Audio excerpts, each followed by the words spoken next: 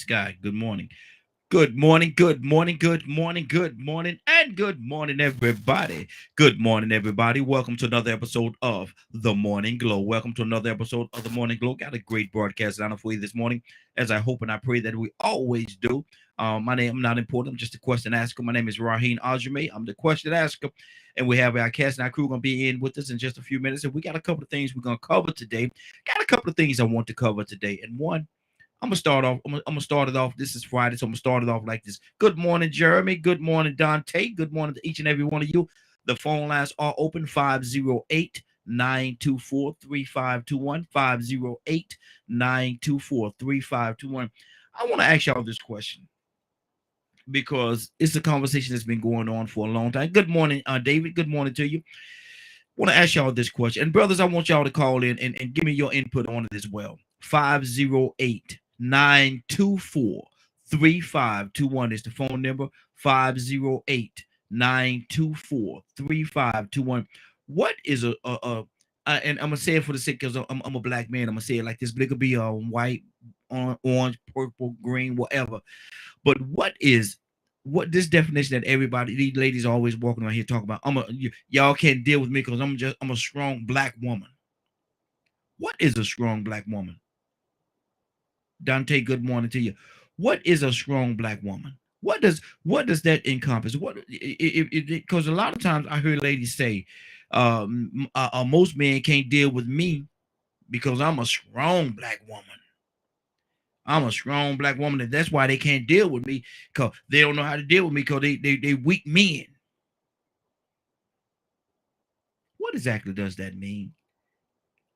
I mean, I've been married for 26 years now, and I know that a lot of people look at the young lady that I'm married to. You know, she not don't she not real outspoken. You know, she stay to herself a lot and stuff like that until she get to know you, and then you find out who she is. But my thing is, I look at her as a real strong black woman. Now, but she's not all boisterous and out there hooping and hollering and doing all kind of things. She don't do all that. She don't do all that. She don't have to. If I say I'm a strong black man, if I say that I'm a strong black man, do I have to tell you that, or will my actions display that I'm a strong black man in the things that I do? So that's my question. If you are, and I'm not saying the sisters are not strong. I'm not saying that. But my thing is, if you are a strong black woman, do you have to voice it? Do you have to say it? Do you really have to put it out there? Do you have to always pound on your chest and say that you are a strong black woman? Um, a person that's intelligent, a person that's very intelligent, they don't have to tell you they're intelligent. Watch them. Watch them. They don't have to tell you. A person that has certain characteristics, they don't have to sit there and beat on their chest and tell you that they're that. Why would you have to do that? If that's what you are, your actions, the way that you carry it and conduct yourself, is going to show that you are a strong black woman. Why do you have to? Why do you have to sit there and verbalize?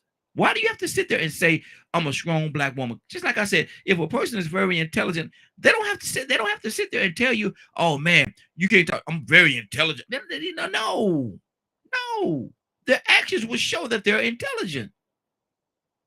If they're scary, they ain't got to tell you I'm scared. The actions gonna show you that they're scared. So and I'm not sitting here trying to say that the women are not strong, powerful women. We have some very strong, powerful black women out there. There are. But do they have to pound themselves on the chest and at every chance they get, you can't deal with me, or they don't like me, or they can't handle me because I'm a quote unquote strong black woman? Like I said earlier, I feel like I'm a strong black man, but I don't have to sit there. I don't have to tell you. Certain things some things I let pass. Because I don't say anything don't mean I don't know. I just choose not to. I pick my battles. I've learned with age to pick my battles. At one time, I'll fight you on anything. But now I've learned to more pick my battles, man. Some things ain't worth getting into no situation about. Some things ain't worth arguing. extending that energy. I talk a lot about energy. Y'all hear me talk about energy. Some things are not worth extending your energy or pouring your energy into. Dust it off and let it pass. Go on about your business. Let whoever it is go on about their business. I'm not gonna sit here and argue and fuss. One thing I'm not gonna do is sit here and argue and fuss with you. You know, I'm not gonna do that because I know how I get in those situations, and I don't like me when I get into a heated argument. So I don't like me. I'm not gonna sit here and argue with you because now we got to fight. Because I'm not gonna sit here and argue with you. I'm not gonna sit here and argue. I'm just not gonna do that. Rico, good morning, sir. How you doing this morning?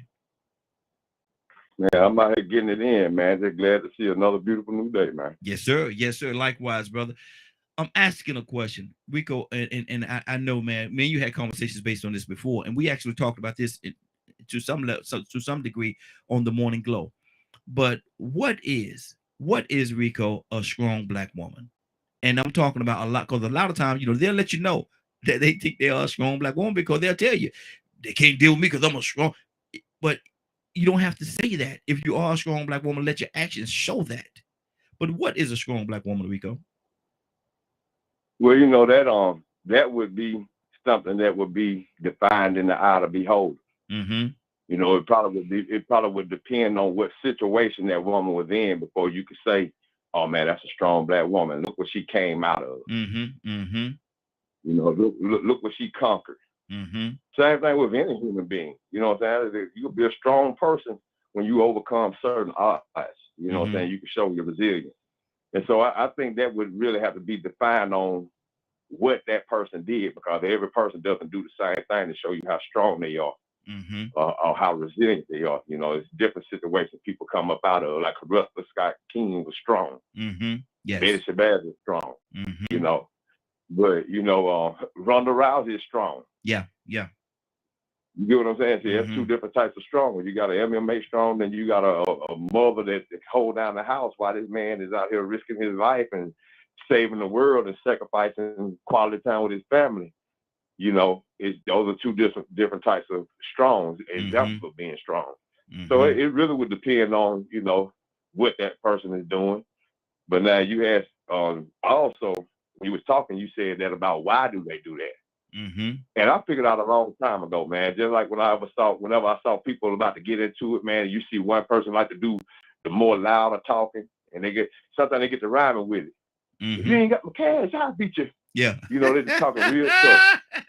Yes, sir. It's really a self-esteem booster. You know what I'm saying? And when you speak on it, like when the way black women do it, I'm a strong black woman. Well, they also believe in speaking into existence. So when you hear things like that, that's letting you know that they're trying to actually make themselves believe that that's who they can be. But to claim it and say that you are already that remains to be seen. So now that's why when a woman says that, she has to make sure she's consistent and practicing what she preaches, because people will be looking to see if you really are that strong black woman like you say you are. You know what I'm saying? If you got a 9-month rule, but the last 3 or 4 dudes said it wasn't but about 9 days. You know what I'm saying? You ain't as strong as what you say you is. You know what I'm saying? If you say your children are this and that and they obey, but then come to find out your children then they're need to get bundled out of jail every other week. Wait a minute. You ain't being consistent. Now, maybe you being strong for putting up with it, but you ain't the strong one that you said you were. But like I said, most people will speak that positivity into existence, or try to use that to build their self-esteem or confidence to actually feel better about maybe being weak or being a coward. And so a lot of times, and I heard exactly what you're saying. So a lot of times what I gather from what you're saying is, and I ask the question sometimes when somebody get to arguing or stuff like that, I ask them, who are you trying to convince, me or yourself? So right. Are you trying to convince me that you're a strong black woman, or and this is not to beat down the sisters or something like that. I'm just using that as an example. But are you trying to convince me that you're a strong black woman, or are you trying to convince yourself?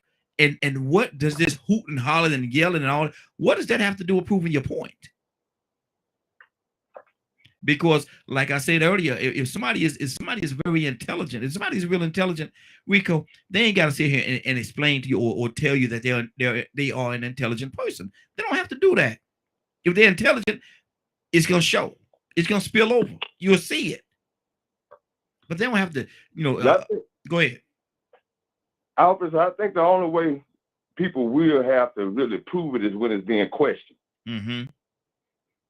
But to just pop out and want to just show, y'all, look, I'm intelligent, I'm more intelligent than y'all. You know, that once again, that's another way for somebody to try to feel like they equal. So they have to pump themselves up.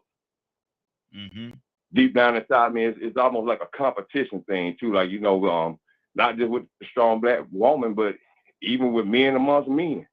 You find that in our community, for some reason, we always have to make sure that we are the head in charge. Yeah. You know what I'm saying? And so it's hard to find a lot of Indians because we got so many chiefs. Exactly. They want to make sure that they ain't the weaker, in the room, we ain't the weakest, we the head. So we'll find ourselves sticking our chest out, you know what I'm saying, and finding ways to compete and compare with each other, because that's a self-conscious thing. That's a self-esteem build. Because like me, I don't size people up when I walk in a room. I just walk in and fit in. Yeah, exactly. And if I happen to take a lot of attention, or if I just happen to, have a lot of momentum, I have this power that just come with me. But I don't intentionally come in here to do it, looking to see if I can find my way to the top. But that's what happens in these men and these women. So that's why a woman, a lot of times, they want to say that about the strong black woman, because at the same time, believe me, they want to be the strongest one in the room too. What drives this desire to want to be that, Rico? What do you think it is? To be the strongest one in the room? Yes. What drives that desire? Once again, like you were saying, they need to prove it to themselves that they're not the weakest. Because it's something in them, it's weaknesses in them and flaws in them that they fear may show. So they overcompensate. They overcompensate. They get a little out of order, out of hand. They go a little extreme just to pump themselves up. And like you said, are they just trying to fool themselves, or are they trying to fool me? They're trying to do both. Not only, they know deep down inside they're just talking, but hopefully you believe it. Because if you're the one they need to convince, it needs to work real bad, especially if y'all about to get into it. And you said something there, man, because a lot of times I know I got some people that I knew I grew up around, man, and I know they ain't gonna bust a grape, man. They know only way they'll fight, you have to make them fight. You gotta make them fight, man. But they're some of the loudest ones out there, man. They're some of the come on, man. You ain't gonna do nothing, man. I done seen you run before, bro. But if you listen to the wolf ticket that they're selling, boy, they the baddest thing in the room, man. They the baddest, the loudest, and the strongest, the most powerful, and they ain't gonna bust a grape, man. What? You beat me to it. I was just gonna say wolf ticket. Yeah, exactly. And so that's a part of that, man. I got caught up there for a second. Something just happened. Somebody just sent me a message. Sorry about that. But yeah, man, a lot of times that's what they do. They sell them wolf tickets, man. But they know they ain't gonna bust a grape in a feud fight. And they had old people say it, ain't gonna bust a grape in a feud fight. Fight their way out of wet paper bag. Yes, sir. that reminded me about like different times on the workplace, man. The workplace, different jobs I worked at, man. You would have supervisors, everywhere you go, man, whenever you find somebody that has a position of authority or a title, somebody always going to abuse it. Somehow. They're either going to be ripping off for some money, or they're just going to be a slave driver. They're going to be a dictator. They're just going to be rude and aggressive because they overcompensate for something that they lacking in. And then you have those that just sit back and bow down. Yeah. Just curl up. You're like, man, y'all ain't going to say nothing about that. But then you get out to the side somewhere, man, if you say this and that to me, I'm telling you, I'm going to do this and that. I'm going to walk up there. I'm going to do this. Next thing you know, it come up at the job. Yeah, boss. Yes, sir, boss. Yeah. You like, wait a minute, man. And the killing part is that might be the only person they do like that. Because everybody else done showed them, look, man, I know you're a supervisor, but believe me, you put your pants on one leg at a time. Yeah. That means everything bad that can happen to me can happen to you. Catch the hint. Exactly. And they read between the lines. Oh, what he's saying is hey, I could take that whooping. This title don't protect me. Exactly. But then all of a sudden, you still don't want to lose your job. So, I don't want to get fired. You know, there's another job out there, man. You ain't got to take that disrespect. Exactly. He call you coons and everything, you know what I'm saying? Squirrel. He got all these disrespectful nicknames. He call you and get you around and have you doing all this embarrassing when around the other supervisors, and you just putting up with it. And you know it because you're going back home and you're telling your wife, I get tired of him. If he do it tomorrow, I'm going to cuss him out. I know a man that did that, man. He sat back and went fishing with this guy that he was working for. And when that man got them out there night fishing on that boat, he used N-word like he was a black man. Good Lord. So the man came to me the next day. Man, I get tired every time you come around. N-word this, N-word that. F that. I'm going to do this, I'm going to do that. Next day he comes, you need to come. I got some work for you. All right, I'll be down in a minute, boss. So he was watching the man vehicles and everything. Wow. Yeah. That's that's a mess there, man. But you know who you but looking at it, you knew who you was dealing with, though. You knew who you man, I knew. I sat back and laughed, man. I laughed. I was like, wow. This is, I mean, because it ain't me. You know what I'm saying? I can't do it. I refuse to be in an uncomfortable position just to try to capitalize off of opportunity that this man can provide financially. So, you know, like I said, women do it. You know, they're in marriages with bad husbands. I'm going to leave them. Don't leave nothing. It ain't worth it, man. Staying in a situation like that is really not worth it. Mr. Hicks, good morning, sir. How you doing this morning?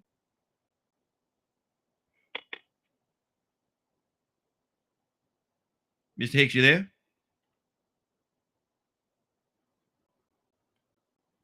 Good morning. Good morning. Good morning, Glow fam. I'm in the car trying to figure out how to turn my phone on. Good morning to you, sir.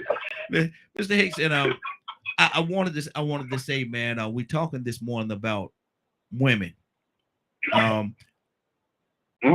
Strong. Yeah, exactly. And the women that walk around that and I'm just using it as an example, beating on their chest, saying that, you know, they can't deal with me, that they don't like me because I'm a quote unquote strong black woman. They could be in any nationality, but I'm just using black because we black. But they say can't deal with me because I'm a strong black woman. I'm a strong. They can't handle me because most men can't handle me because I'm a strong black woman, and all these different things. Mr. Hicks, if a person is a strong black woman, let's say a strong black woman, why do they have to even say that? Won't they actually show that they're a strong black woman? Because I've never seen anybody that was very intelligent walk around talking about, you can't do that to me because I'm very intelligent. I'm so smart. You don't have to do that. You know, if you're smart, it's gonna show. So I'm just help me understand that, brother. Well, I think about me when I was 14, 15, 16, growing up, right? And I would tell everybody I was a man. You know, I was trying to carry myself. I'm a man. I'm a man now. My mom would say, you smell your underarm, don't you, son? And, you know, I think that when you're not sure what you are, you advertise. You verbalize because you're not sure. You're trying to fake it till you make it kind of thing. I think about most times in my life when I've blown real good opportunities because I had a thin skin. Yeah.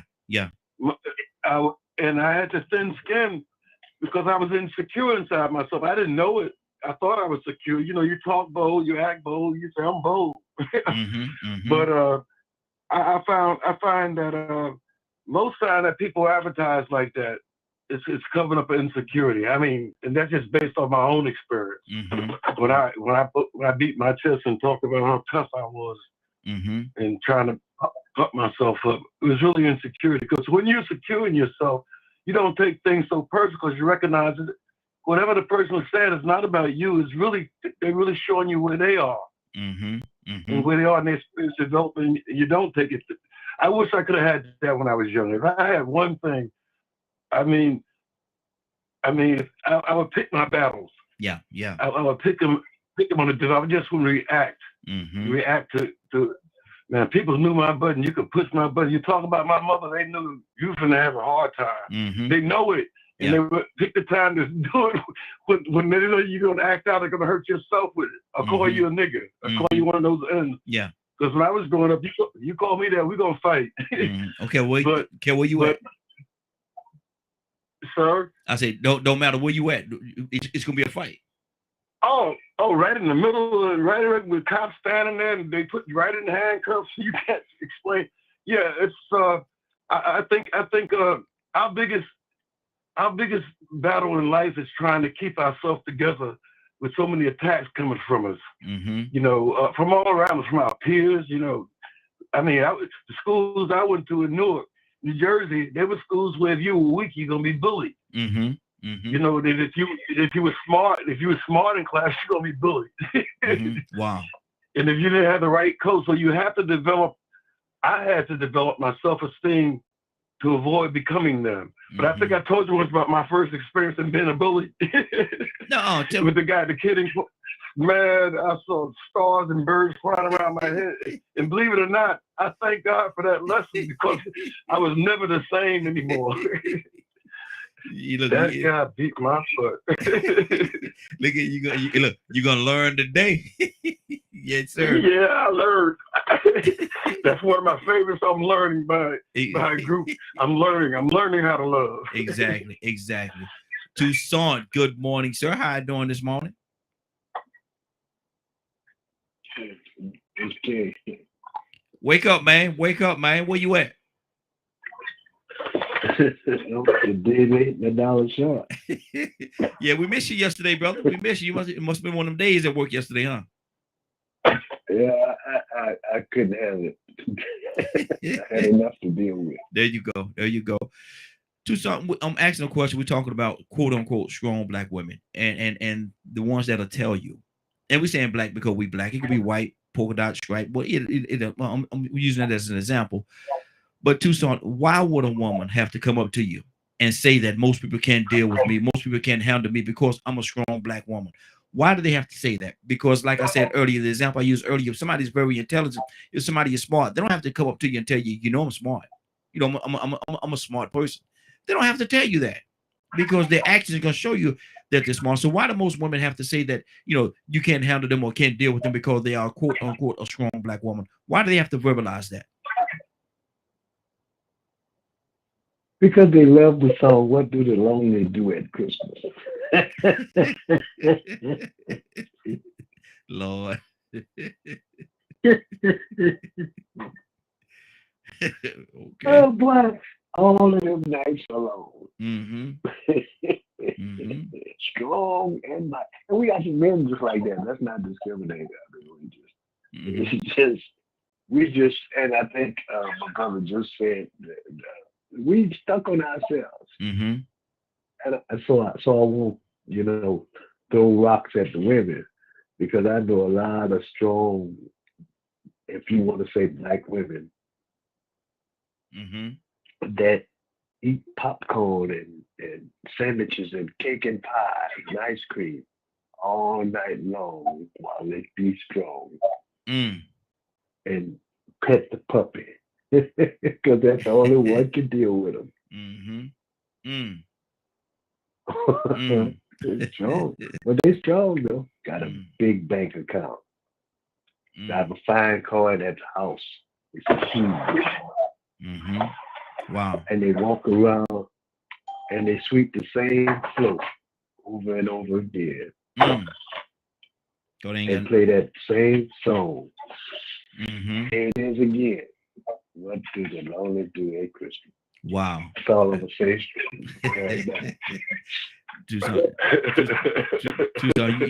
You throwing blows this morning, brother. You throwing blows this morning. But we got a sister on. I wonder what the sister was at this morning. Miss Annette, good morning. How you doing this morning? Good morning. Very well. Annette, you walked into a conversation now. I don't know if you're ready for this one now. I'm gonna ask you the question though. I'm gonna ask you the question. Are you ready for the question? Let's go. Why do some women, and you're a woman, so we get it from a woman's perspective right now, which is great. Why do some women have to feel the need to verbalize the fact that I'm a strong black woman, that most people can't deal with me because I'm a strong black woman. Most men can't deal with me because I'm a strong black woman. I gave an example. I said, if somebody is intelligent and very smart, they don't have to tell you that they're smart. Their actions are going to show you that they're smart. So why is there a need for certain women? Not all, but why is there a need for some women to say, I'm a strong black woman? Why do they have to verbalize that? Probably when there's a lack of understanding. Mm-hmm. When there's a lack of understanding, I think what do they say? A hurt dog will holler. Yes. Yeah. Yeah. Yeah.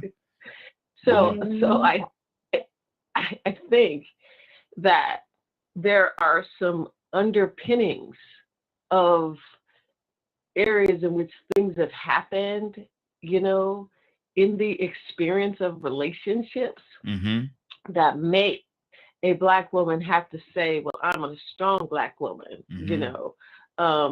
I'm this, I'm that. To your statement, you don't have to say that you're a strong black woman. I believe that is a defense argument. And of course, it could be an offense argument too, to say that I'm equally able to stand beside you and prosper at the same time. But then juxtaposed to that is a black woman or a woman, period, doesn't ever need to feel that she's in competition with a man. That's out of order. And I think that's where the problem. I think that's where the problem comes in. You hit something right there. I think that's where the problem. It becomes a competition. But go ahead, sister. That's powerful right there. Go ahead. Yeah. And I think it's a training that needs to happen. The Bible talks about it, the elder woman should teach the younger women, and I believe that women, it's okay to go back to school, because I've been watching Married at First Sight, and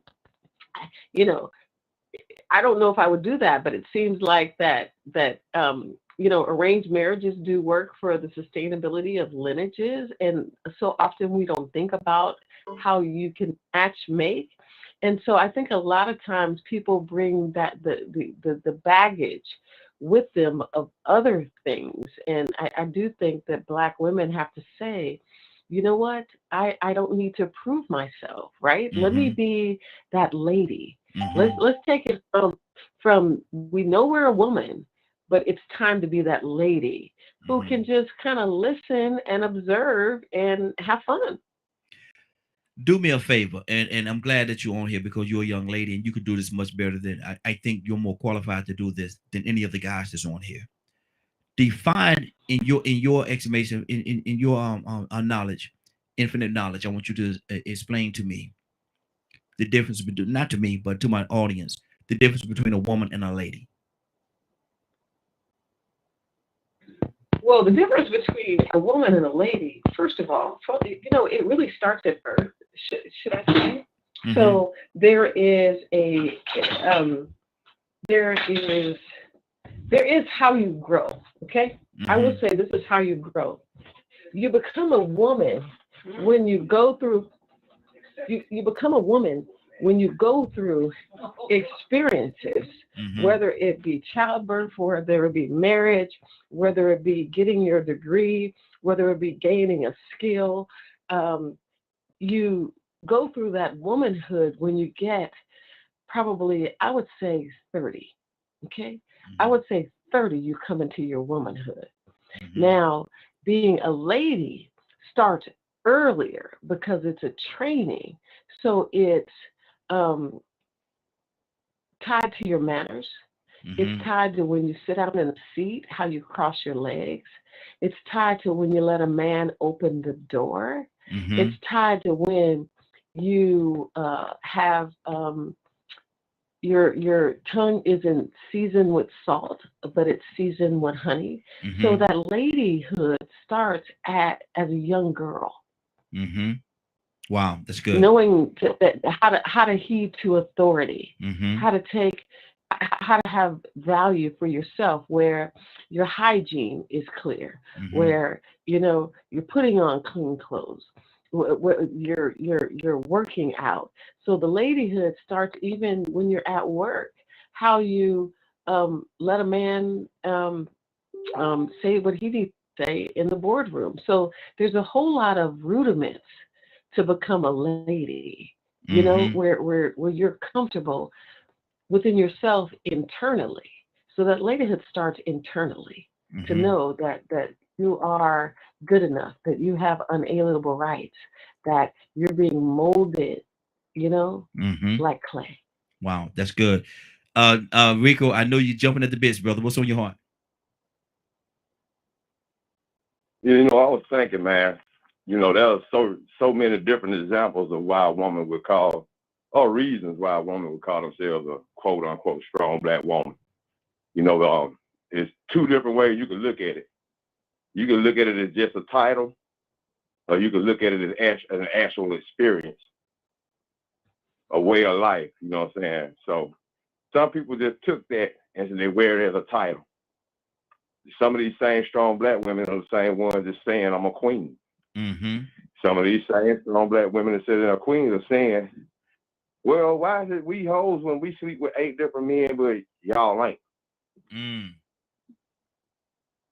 Cause they strong black women and y'all can't put up with a strong black woman. Like, you know, I had a woman tell me one time that I was insecure if I judged a woman by how many bodies she had. That means if I met a woman that looked just awesome, and she tell me, you know what, I got a pass. I done bodied 2,000 people. Wow. And I said, oh, no, wait a minute, man. You know, you look good in this and that, man, but I don't like nobody to behave to carry themselves like that. What's wrong? You don't think you can carry your load? You don't think you can come behind somebody? You insecure? You can't deal with a strong black woman? Wow. Well, when that we doing it, y'all can't take it. You said it a second ago, when women start trying to compete with men. So they start using that as a slogan instead of really thinking about it as in the way of a woman that really is strong. Because women, there are some very strong black women. Yeah. I have met some women that have had experiences way worse than mine. Women that have been impregnated by their fathers and brothers and cousins, and you know what I'm saying? Women that, I mean, all the different things that can happen to a woman, not just dealing with other women, but just dealing with other men and their family and on the outside. I listened to the stories that my grandmother told me about when she grew up in that era, where men could do things to you and then say, well, you know what? Ain't nobody gonna believe you do nothing about it because I'm white. Wow. And then to see what she produced and what she put up with from my granddaddy, that wasn't the best granddaddy. I've seen some of his dysfunction too. He had an experience. So I sit back and I say, you know what, man, my grandmama probably didn't get past the 6th grade. But man, she was a strong, intelligent black woman, because you could be labeled with the stereotype. Yeah. So you have to sometimes let people know in order to respect you. Yeah, some people do it to cover up flaws and being insecure, you know, weaknesses. Yeah, everybody did. I think everybody does that to a certain extent too. Some people use it for motivation to build themselves up, so they will fight back or they will stand up. Sometimes they have to boost themselves up. They have to talk that talk before they finally say, you know what, yeah, I'm gonna do it. Like Fred Sanford did Woodrow. Are you a man or you a cream puff? I'm a man. I'm a man. Yes, sir. He went over there, he did his man thing, but he finally got his courage up. Elsa did that 1-2 on him, though. But he finally had to motivate himself. You know what I'm saying? Sometimes the liquid courage. I mean, it's so many different ways that people have to build themselves up and motivate themselves to do the things that they're afraid to do, to come up out of that shell. Exactly. And then some people use it for a shield of protection. But I think the biggest thing is that you have to look at the experience and why or what a woman has done, or a man, to say that they're a strong black woman, or to say that they are a queen or a king or whatever. So a strong black man. So yeah, I think you have to. You don't really have to just ask them why, but look at the reason and under the context of why they said it. If they said it just to toot their own horn, they probably covering up for some of it. They said it because they had to let you know, wait a minute, I know it don't cost this much to fix this car, because my daddy taught me how to fix cars. I'm a strong black woman. I am not dependent on you that bad. I just tried to patronize you and you try to rip me off. That's when a woman might have to prove she's a strong black woman. Wow. I could have did them brace myself. All you did was this, all you did was that. Honey, I worked at Honda. I put cars together. That's a strong black woman that could go out here and let people know that, nah, you ain't fixing to get over on me because I'm a woman. Good Especially deal. because you think I'm a black woman. You know, what that man told Navy? She was a welfare queen. She had to let them know I'm a strong black woman. And you up in my office looking for therapy. I ain't asking you for help. You need my help. Good deal. How Good much deal. welfare can I get out of helping you? So, I mean, I listen to Toya and I listen to Cassandra's stories, man, and listen, there's a lot of strong black women out here. They got the right to say it. It's just a matter about why they're saying it, when they're saying it, and what they're saying it for. Absolutely. 508-924-3521. 508-924-3521. Give us a call. I'd love to have your input. Toya with a T, good morning, young lady. How you doing this morning? Good morning. Good morning. How y'all doing? Hey, doing good, sis. We're asking the question this morning. What is a strong black woman? What is a strong black woman? And I'm using it in this way right here, because a lot of times you'll hear a lot of women, and I'm saying black because we black, it could be white or whatever, but that's the context we're using it in right now. But a lot of times what happened is they'll say, well, you know, most people can't deal with me, most men don't like me or can't handle me, or the job don't like me because of this, because I'm a strong black woman. Now, I also said that if a person is an intelligent person, I've never seen somebody that's very intelligent get in front of a room of people and say, I'm an intelligent person, I'm a very intelligent. They don't have to do that, because, you know, it shows. So what is the need, or why is there a desire for some women to have to verbalize, I'm a strong black woman? Why is that necessary? I don't know. Most people do not credit themselves in that way. You know, a lot of people don't give themselves that credit. Somebody else will call them black and strong, but most of the time, you know, we don't consider ourselves to be that at times. You know what I'm saying? Beautiful, queen, black, you know, simple stuff that we are. Most of the time, we don't look or think that we are that. So I don't think a lot of black women say I'm a strong black woman. You know what I'm saying? I think they may say, you know, whatever the specific thing is, you know, I'm smarter than that, you know what I'm saying? Or what I'm not. But when it comes to giving ourselves compliments and acknowledging ourselves, that's hard for a lot of us.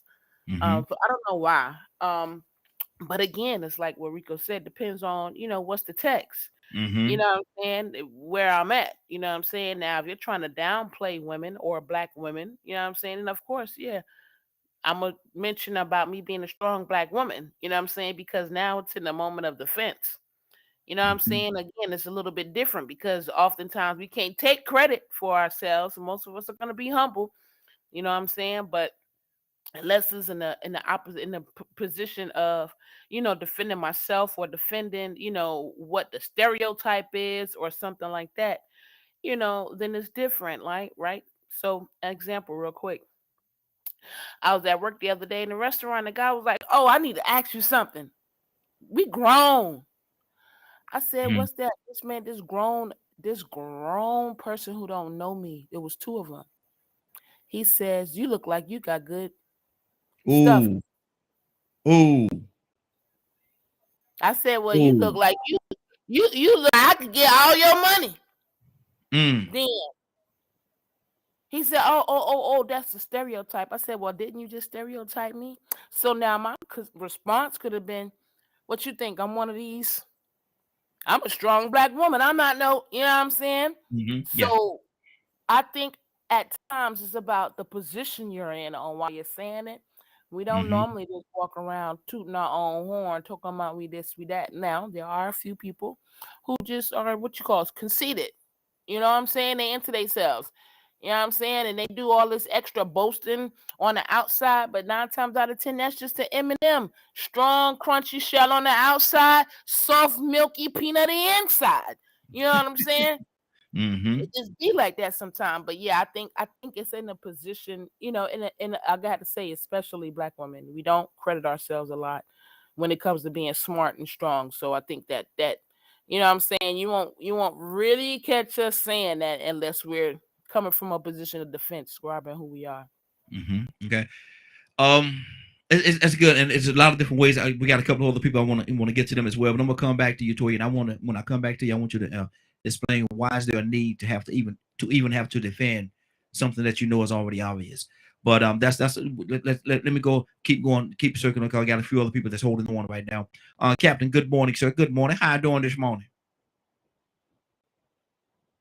Good morning. I'm doing fine. Thank you for asking. Good morning, everyone. Hey, good deal, good deal. We're asking a question about a strong black woman. And why is there a need for a young lady to have to verbalize the fact that I'm a strong black woman? I'm a strong. You can't do me like that. Most people can't deal with me, or most people can't handle me because, quote unquote, I'm a strong black woman. Most men can't handle me because I'm a quote unquote strong black woman. Why is there a need? Because, like I said about the person that's intelligent, you'll never hear them saying that how intelligent they are. They'll just show you. You'll see it in their everyday walk. So why, Captain, do you think there's a need for our sisters to have to say I'm a strong black woman? Well, if you're looking at the time we live in there now,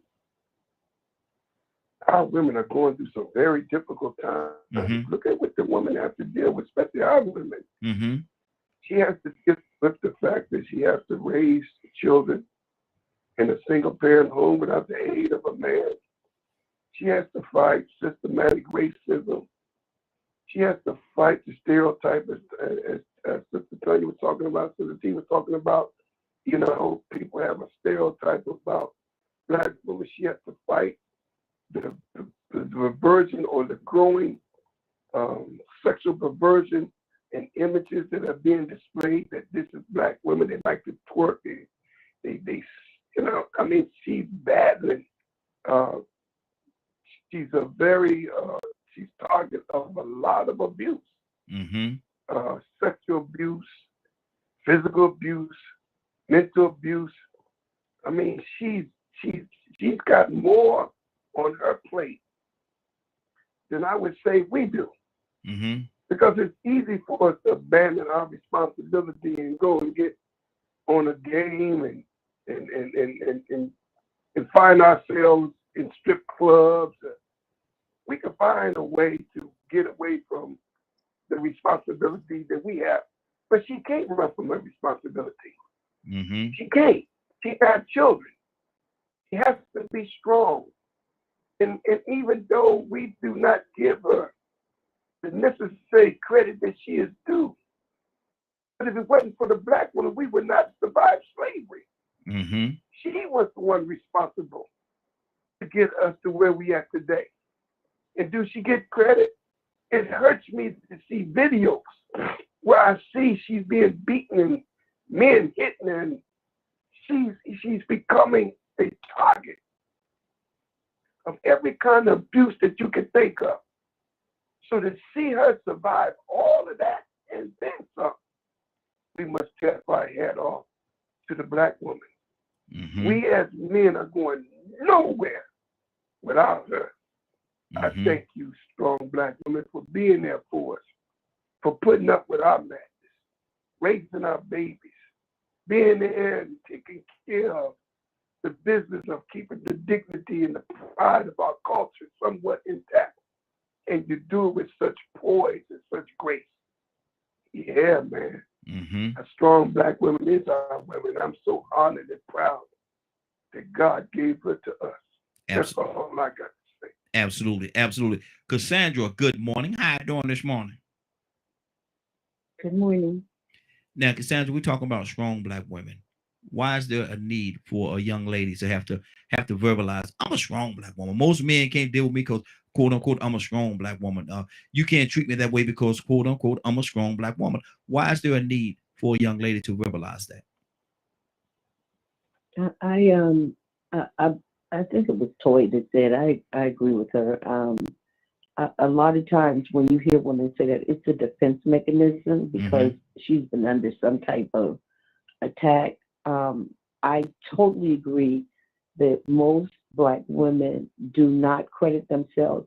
And this may sound crazy, even what we call some of the strongest black women are sometimes insecure about who they are and what they are, and because they've allowed society to dictate who they are and what they are. And if you don't have this, you're not that. And if you but I find that usually when a Black woman has to say that, it's strictly out of a defense mechanism. That's all. She's under attack and she's trying to, defend herself. But yeah, Black women don't walk around, just I'm a strong Black woman. I don't need this. I don't need no man. That's a defense mechanism. That's a defense mechanism. What is I she totally fighting agree. against? And I thank Cap and Rico, for what they said, and Cap hit it right on the head. We don't give ourselves the credit, and we're not given the credit for the things that we do in this society. And that's absolutely true. And y'all need to be lifted up to a much certainly a higher regard when it comes to that. But what is the defense that we're speaking of, though? You say it's the defense mechanism. Why is there a need for a defense mechanism? Because we have people that abuse us, whether it's verbally, physically, whatever. And sometimes you just have to stand up and say, "Listen, you are not going to do this to me." And I don't care if it's on a job. I've had to stand up for myself on a job because I was, spoken to in a condescending manner, just because I was a Black female and she was a white female, and she was, a director, you understand, and I was a manager. She felt like she had the right to talk to me. And then she used the thing that almost got her knocked to the floor. She said, "You people." What? You understand? Yeah, So yeah. it's a defense mechanism. We have to at some point stand up and say, "You know what? This is not going to continue to happen. I'm not going to let you do that to me." So that's what I mean when I say defense mechanism. Good deal. Toussaint, and that's good. Toussaint, what's on your heart, brother? I'm trying to maintain, but you take, for instance, Cassandra and Toya. They don't have to say it. All they have to do is say a few words, and then it's obvious. And some more of the sisters said, "Come on." Strong Black women, it's obvious the way they carry themselves, the way they talk. They don't have to go around and say.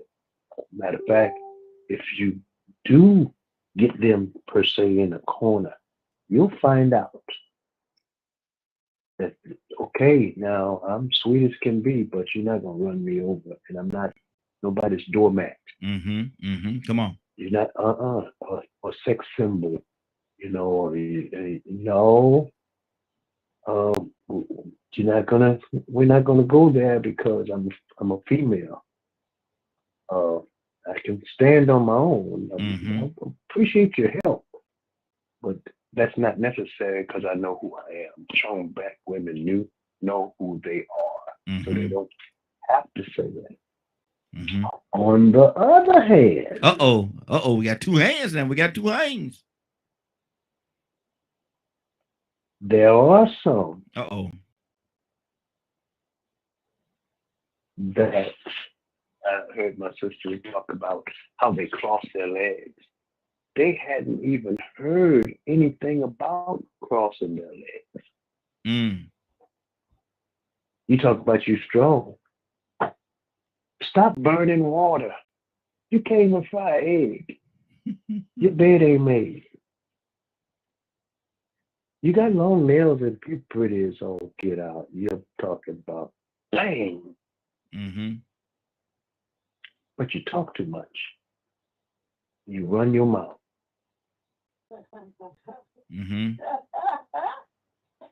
I'm just saying. Hey. Go ahead, Annette. Go ahead. Hey. No, he knocked it down. And the reason he knocked it down, because I'm thinking of my grandmother. And my grandmother had 9 children. And I don't ever remember hearing her talk too much. She was a seamstress. And her prudence, her humility. She didn't have to say anything. All she had to do was enter a room. And I love that when women can enter a room and they don't have to say anything. And there is the swarm to even engage in conversation. The old school still rules. So the brother before, yes, I think it's important. We don't have to mouth off, because the bottom line is sometimes we need to pray. And as a matter of fact, I do believe all the time we need to pray and ask God, what would He have us to say? Now, there's certain times where, I must admit that Black women do have to buck because they're being taken advantage of. But what I have realized is, sometimes that for us today, it might be best to write a letter. It might be best to write a heartfelt letter so that you can get what is in you out of you, so that it doesn't destroy you, so that it doesn't take you from your capacity, so it doesn't take you from your dreams and goals and desires, because these type of things can cripple a woman when she has to say that I'm a strong Black woman. Guess what? The Bible says, hey, when you're weak, God makes you strong. So sometimes we don't always have to be strong. I think there's a time where we as women can be those damsels in distress and let that man carry you to the finish line. Exactly. Okay, that's good. The damsel in distress. Wow. Rico, talk to me, brother. Yeah, I agree, man. I mean, that there is a necessary time for a woman to defend her honor, or to get respect by reminding people of that. Because, sometimes people can take your kindness for weakness. And in the process of you being professional, or being politically correct, not want to keep the etiquette together of the atmosphere, you will bite your tongue. Like Navy did the other day. She said the man had already pushed her buttons and tried certain little things before he finally got bold enough to call her a welfare queen. See, it took her to, she let him ride with a lot of that. So then she had to show him. Now, she would have had every right to say it also. Since he accused her of being a welfare mom, she would have had every right to show him that she wasn't, because that was a stereotype that goes along with Black women. She had every right to say, I'm a strong Black woman, defending her honor. On the other side of this, like Dawn said, you have some women saying it to justify their debauchery. So, I don't like to put people under an umbrella, because, I think about the slogan. See, it's being used as a slogan. You know what I'm saying? You could be a strong Black woman, or you could be a proud Black man. Some men actually had a right to say it at the right place and time, and then some people use it as a slogan. Just to, build up their confidence and their self-motivation. But I always think that if we put everybody on an umbrella, then that gives some people that don't deserve that title a right to continue. I'm going to repeat, continue using it as a slogan and not having it, and so the words don't have the value that they used to have. See, Megan Thee Stallion and Cardi B, they ain't strong Black women. My baby mama, the one that's doing what she's doing with my son and me, she ain't no strong Black woman. She a monster. But see, I done heard it come out of her mouth. I take care of these kids, and I do this and that, and I do this and that, and you put yourself in a situation where you got to do this, and then you won't even allow the people that's supposed to help, like me. But you're a strong Black woman because you're doing it on your own. You're doing it on your own because hey, look, I don't even know where he is. And I want to know, so that's a choice you're making. But she wants to use that. So, you have those women that will go up under that same umbrella as the women that lifted up. If it weren't for them, we wouldn't have. No, some of them ain't got that mindset. They don't want to tan us up, and they still calling themselves strong Black women. Wow.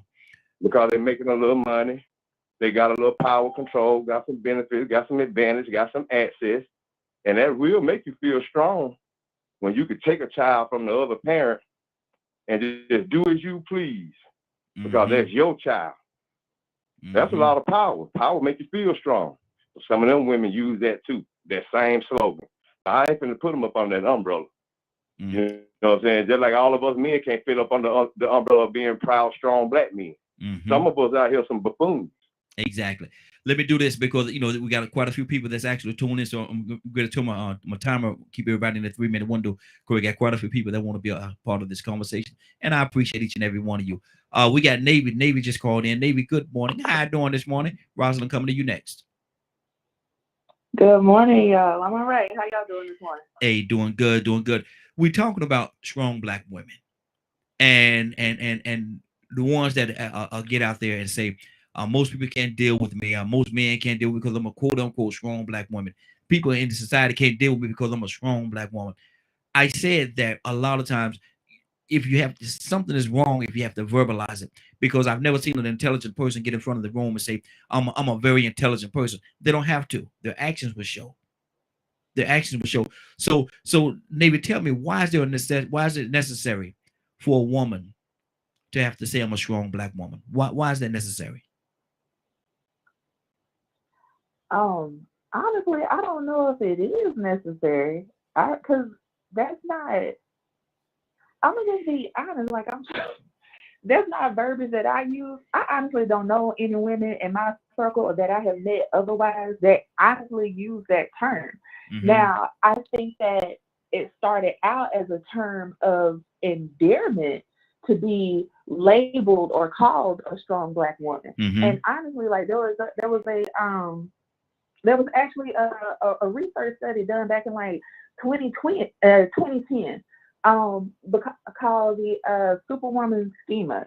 And they were literally taking a bunch of black women from, I want to say it was in New Orleans, trying to figure out how were they able to go to school, run a household, start businesses, do all of this stuff and not be on the floor exhausted. Or they were literally these women trying to figure out how black women existed in this world and how they ran their day to day, because for other women they were having a hard time just taking the kids to school and getting dinner on the table. But yet you had these black women that were running companies, going to school, taking the kids off, taking care of the home and all that good stuff.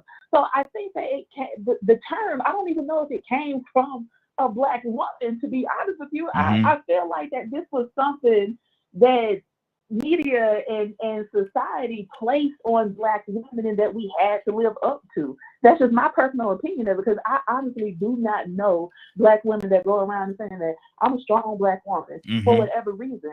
If my energy can influence the room, then there's no need for me to tell you anything. How you carry yourself, how you speak, how you go about your day, that tells all that I need to know, or what anybody needs to know right there. I don't have to go around saying that I'm a strong black woman. Now, for those women that may feel the need to, maybe that's the only positive thing that they had to hold on to I don't know. I can't speak for them, because I honestly don't know women that go around using it. Okay, that's good. That's good. Love what you said there, sis. Definitely appreciate that. Rosalind, good morning. How you doing this morning?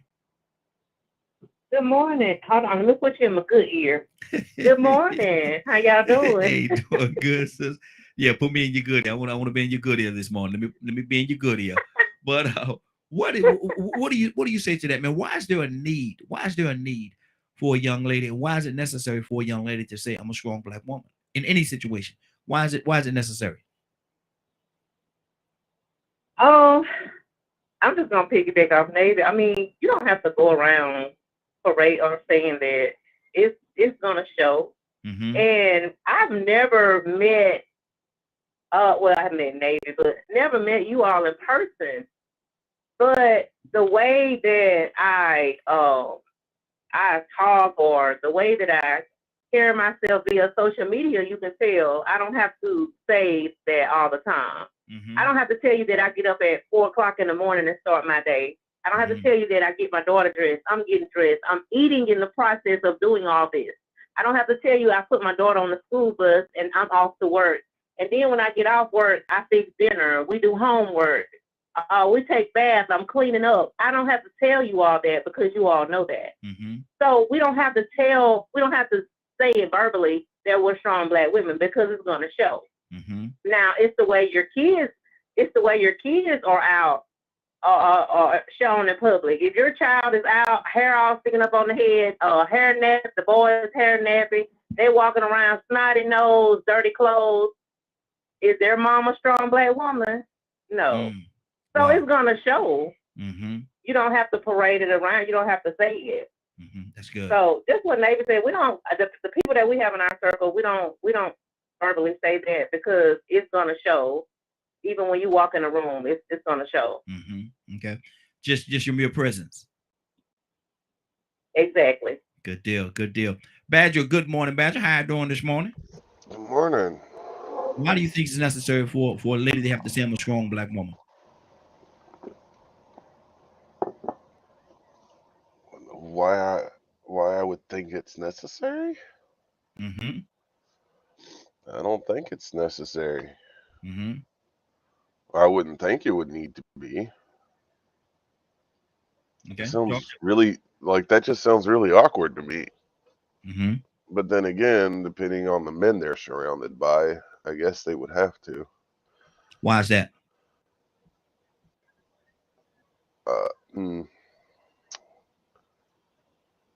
Not all men are paying attention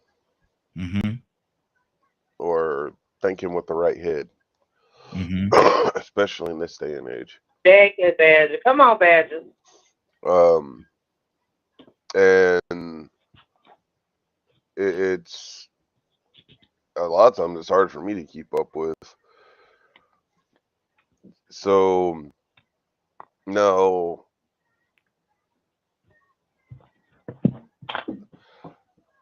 For me, for instance, I like to have intelligent conversations. If a woman can't have an intelligent conversation with me, a lot of times I'm like, not my type, not my thing. So it's I don't.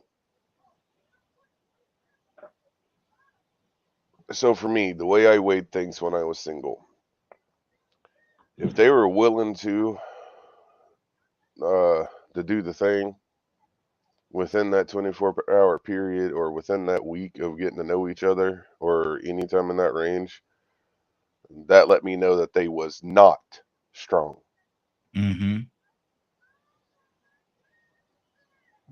Okay. 508-924-3521. 508-924-3521. Let me go to Cassandra. Cassandra, what's on your heart? I really can't add any more than what everyone has said. I'm trying to remember. Navy. Was it Navy? I think it was Navy. And Rosalind, they really nailed it. They put it perfectly. You know, what we do says it all, actually. So there's no need to go around saying it, you know, that I am a strong, but no, you don't have to do that.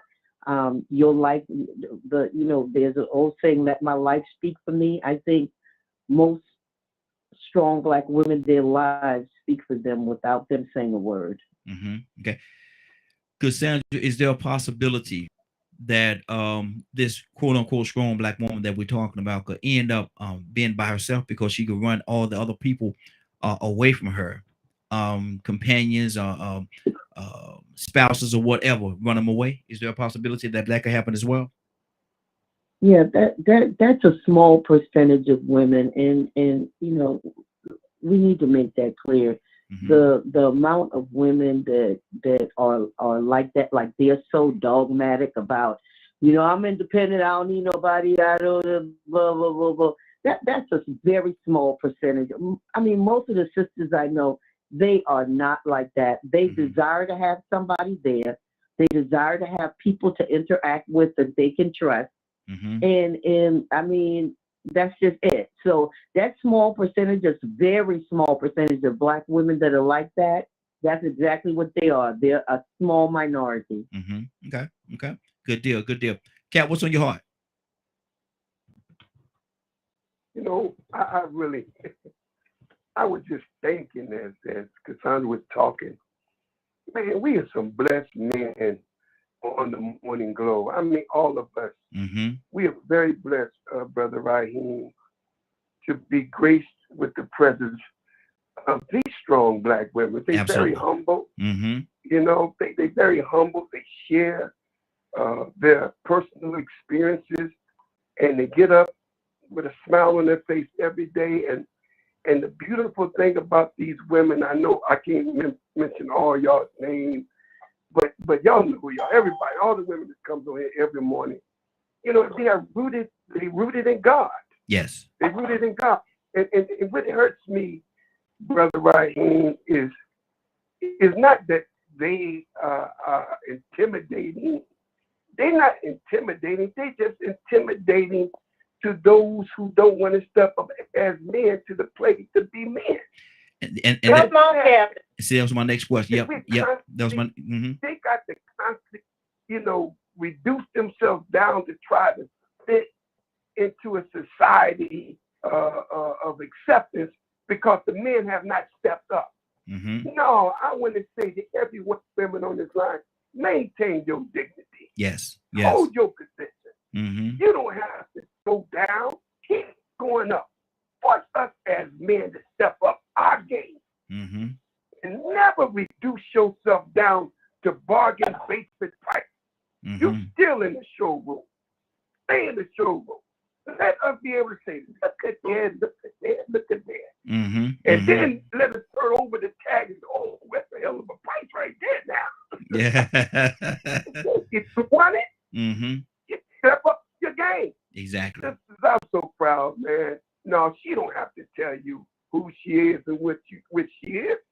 The very fact that she has maintained such poise and such dignity that I'm so proud to know, man. I get an opportunity to come on this show and to hear these brilliant women. I listen to the Maya Angelou. That's who's on this line. I listen to the Rosa Parks. That's who's on this line. I listen to the Eric Tubman Soldier. That's who's on this line. I listen to, think about Martin Luther King's wife, Claretta. Think about Malcolm X's wife, Betsy. That's who we got on this line. Mm-hmm. And I thank you every day, Brother Raheem, for giving us the opportunity. And I got some bad boys on this line too. I ain't going to shortchange Rico and Baz and everybody. Mm-hmm. So I thank you for giving us the opportunity to show appreciation. And I really, really mean that from the bottom of my heart because it makes me appreciate my wife who put up with my crazy butt every morning, you know. Yes, and I sir. look at what she goes through and she don't do it like, man, here I go. I got to go behind you, pick up the damn underwear. But she don't do that. Mm-hmm. She do it in a nice way, let me know that I need to step up my game. Mm-hmm. But without a strong Black woman, how could we ever produce a strong family and for strong children? Thank you, Raheem, for even giving me a chance to say this. Hey, to all you women on this line, if y'all can see me right now, I'm standing up. I salute y'all. You ain't got to brag who you are. Just be yourself. Absolutely. Thank you so much. Absolutely. And to God be the Hey, glory. Raheem. Yes. Hey, this is Rosalind. You know I'm off to my babies, but I'm gonna pass the collection plate because Captain just said. I'm talking about. He just said it. Thank you, Captain. Absolutely. Thank you. I'm putting my one finger up because I got to get out to work. Y'all have a wonderful, wonderful Friday. You do the same, sis. Appreciate you. Definitely appreciate you. We got another caller from the 678 area code 678. What's your name? Where you calling from? 678 area code. I think it's Makita. Yes, I'm here. Hey, Makita, how you doing this morning? I'm good. How you doing? Hey, doing well, doing well. Makita, we're asking the question: what is a strong Black woman, and why is it necessary for a young lady to even have to verbalize the fact that she's a strong Black woman? Some in some instances, she said, most people can't deal with me because I'm a quote unquote strong Black woman. Most men can't deal with me because I'm a strong Black woman. I've never seen anybody that was very intelligent get in front of a room and have to verbalize the fact that they are a very intelligent person because it shows. So why is it necessary that some women have to say I'm a strong Black woman? What's the necessity behind that?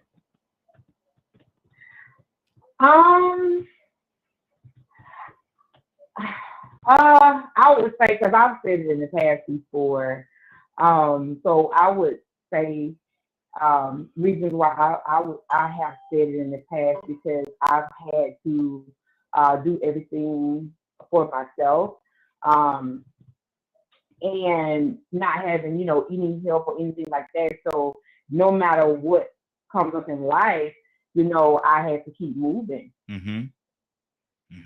Because it was only me, my kids depended on me, I got to work, I got to, take care of the house and everything. So I would say, being a strong woman, you're looking at that point, because I don't relate to that now, but when I did, it's just, being able to keep moving, when adversity come up in life.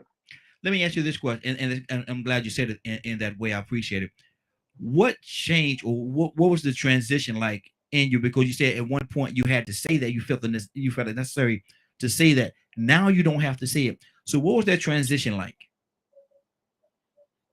That transition was me learning myself, allowing myself to be, to realize that I don't have to be strong all the time, because God started sending people my way that was able to help. And a lot of times when we are telling ourselves we are strong women, we block people from being able to come in and help us.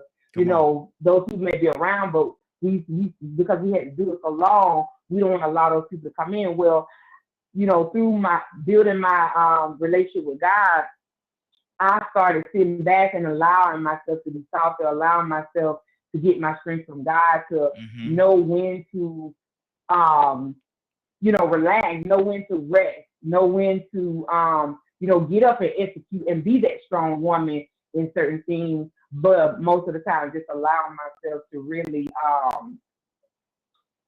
not being able to allow people to come in and help me. That's good. That's good.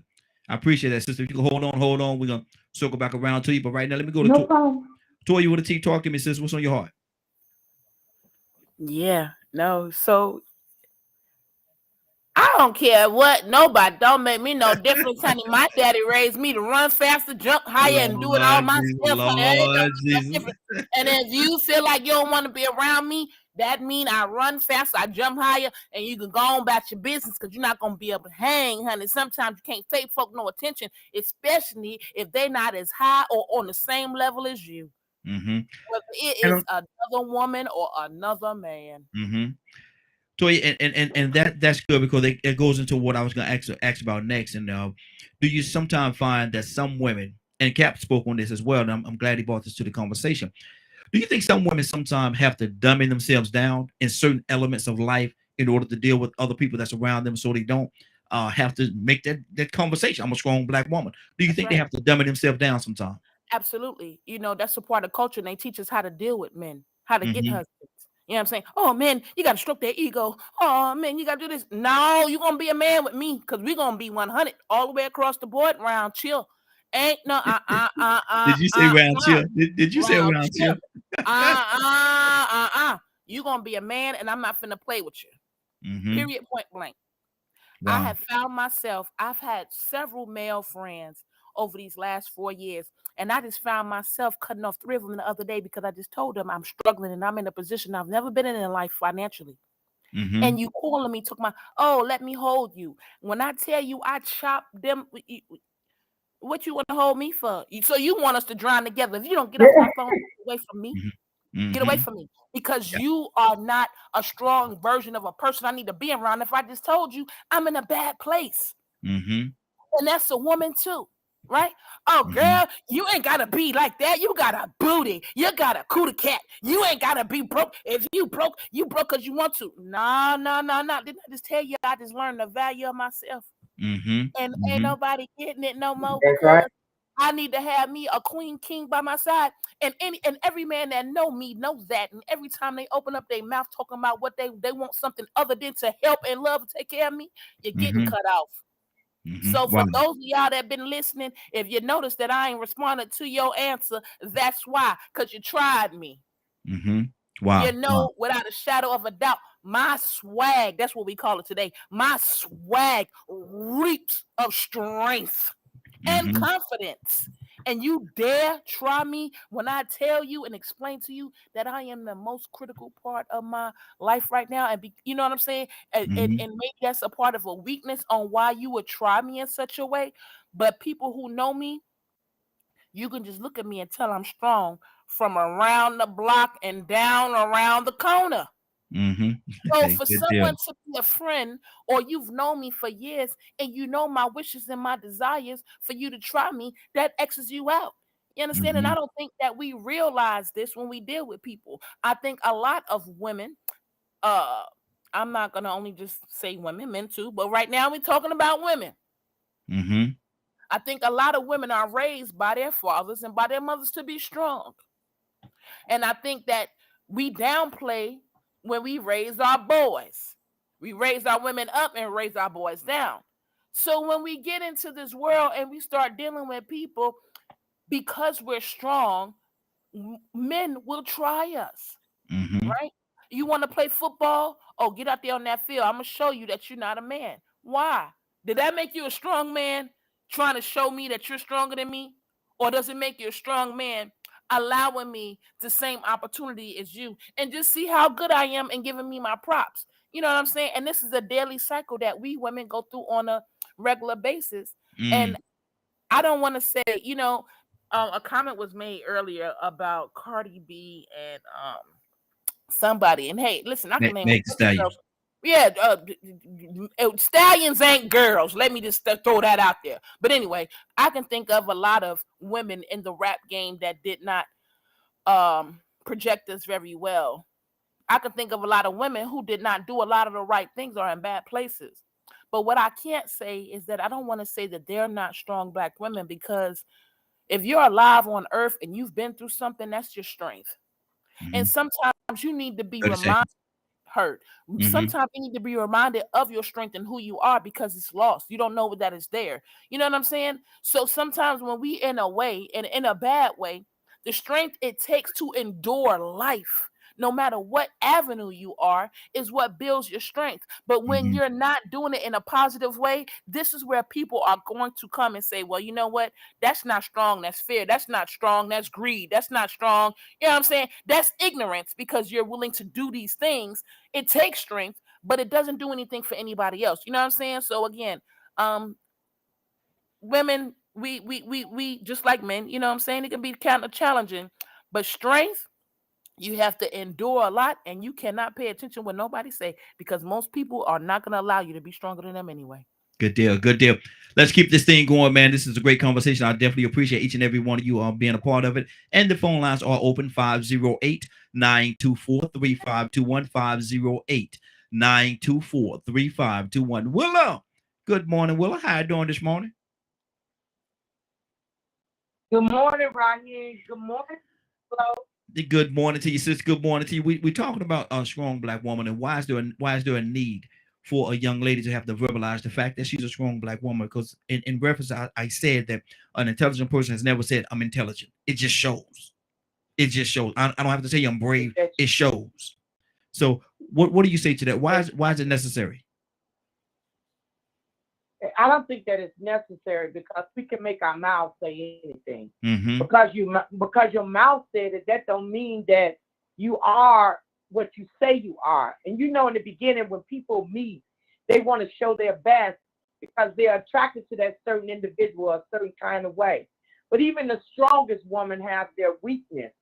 There's weaknesses as even in strong women. And then when you talk about strong women, what are you talking about? Because there's the physical strength, there's the mental strength, you know. But when I talk about a strong woman, and I'm going to use myself as an example, because I know that at one point I was weak after I had that nervous breakdown when I was 16. And my doctor told me, you know, I got to open up my mouth. From that point on, I felt I was a strong woman, because I said what was on my mind and what was in my heart. I was being more honest than I was being more concealing, should I say. And as I got older and as I got wiser, I knew what kind of person that I was and that I wanted to be. Now, even with you being a strong woman, I heard earlier that you asked, can you run men away? Certainly you can. You can run men away because you can, what you're actually saying is that I'm not going to let you get away with a lot of mess. But then when you find that there are men in certain relationships, I got that, okay. So when you find men that have been through something, because there are some men who are good men, but they have been through something, there's their story. And, you know, it's not so much the outside that they portray, but if we get to take that time to learn and talk to a person more, you know, first before we jump in bed. Because when I was younger, that was me. But as I got older, I realized the more you talk to a person, the more you realize we can make this work. Because a strong woman can realize the potentials of a good man that don't look like one. That's what a strong woman can do. Because she can see that there are potentials in this person that has been through something, and there's something about him that she may want to live with him the rest of her life. Absolutely. So put it in 3 minutes. That's what I'm going to say right here. Good deal. Appreciate that. Appreciate it. Monique, good morning, young lady. How you doing this morning? Good morning. Monique, got to ask you the question, sister. Why is it necessary for a lady to have to say, I'm a strong black woman? Why is that necessary? I don't think it's necessary. Mm-hmm. I don't feel, is there a feedback or something? Seems like it's a feedback. Turn your volume. Turn your. Are you on speaker? If you have it on speaker, that may be what it is. If you're on speak, if you have it on speaker. Oh, okay. Okay, I think I'm good now. Okay. No, I don't think that we need to verbalize that. I think, honestly, I think kind of like society kind of put that out there, and then we just kind of roll with it. Because for myself, I never, you know, use that title of being strong. But I've noticed that I've had people that tell me that, you know, maybe because of my, you know, resiliency, you know, where, you know, you strong, you able to do this, you able to do that. So I think sometimes society kind of, you know, put that title on us and we roll with it. But I don't think that we should wear that title on our sleeve, because just the way we walk will show our strength and the things that we do. That's good. That's good. 508-924-3521, 508-924-3521. Having a great conversation today, and I want to encourage each and every one of you, if you have a moment or two, call in. Let's talk about it. What makes a woman a strong black woman? Let me go to Mr. Hicks. Mr. Hicks, what's on your heart, sir? Harpo, who that woman? Oh, what? Lord Jesus. Go, Mr. Hicks. Well, you know what I was thinking about as you talk? I was listening. I was thinking about that scene in Training Day when Denzel was wounded, and he's standing around and he starts backing, and he's King Kong, and they, you know, and I think that when a person and a woman in a situation where most time it's hostile for her, and she's wounded, someone said something or done something to wound her, and that's the only time that she would verbally use the words to back people off of her. To, you know, just and it's usually in my experience, it's usually those women that are real gentle and soft and gets along and everything. And somebody come along and push a button, and you look over in the corner of the office, right, and she is doing the Denzel on them, right? And I think it's a mechanism to push people off you. You know, you feel like they're personally attacking you on some element. When you verbalize it like that, you start saying who I am, and it's really trying to. So it's a defense mechanism. It's like a defense mechanism. A defense mechanism, yeah. You get, and women gotta have it in this world. A female, I raised 4 daughters. A female growing up in this society is vulnerable. I mean, Dave Chappelle made a joke. He said he did this deal at a comedy show, and they paid him $35,000 in cash, and he put it in a backpack. He was catching the subway back to wherever he's going. And he was thinking when he was walking, he was so paranoid. He said, man, I got all this stuff. He said, I can imagine how women are. Women walk around something in this wicked world that everybody value and want to steal a scheme or to get. So she's got to be, she's got to have her awareness and discernment up when to show her strength. Just to keep our weak men, and I don't mean that. I mean, I'm a man, but because we're not supporting just in terms of the social thing now with women raising kids alone. Because there's no man there, she's got to develop a strength, and usually her ideas of strength is a masculine kind of strength that's coming from the movies that we see now. All the I mean, look at all these women that's doing all these things in the movies, beating up 5 or 6 guys and shooting this one and shooting that, and it gets this kind of thing that's strength. But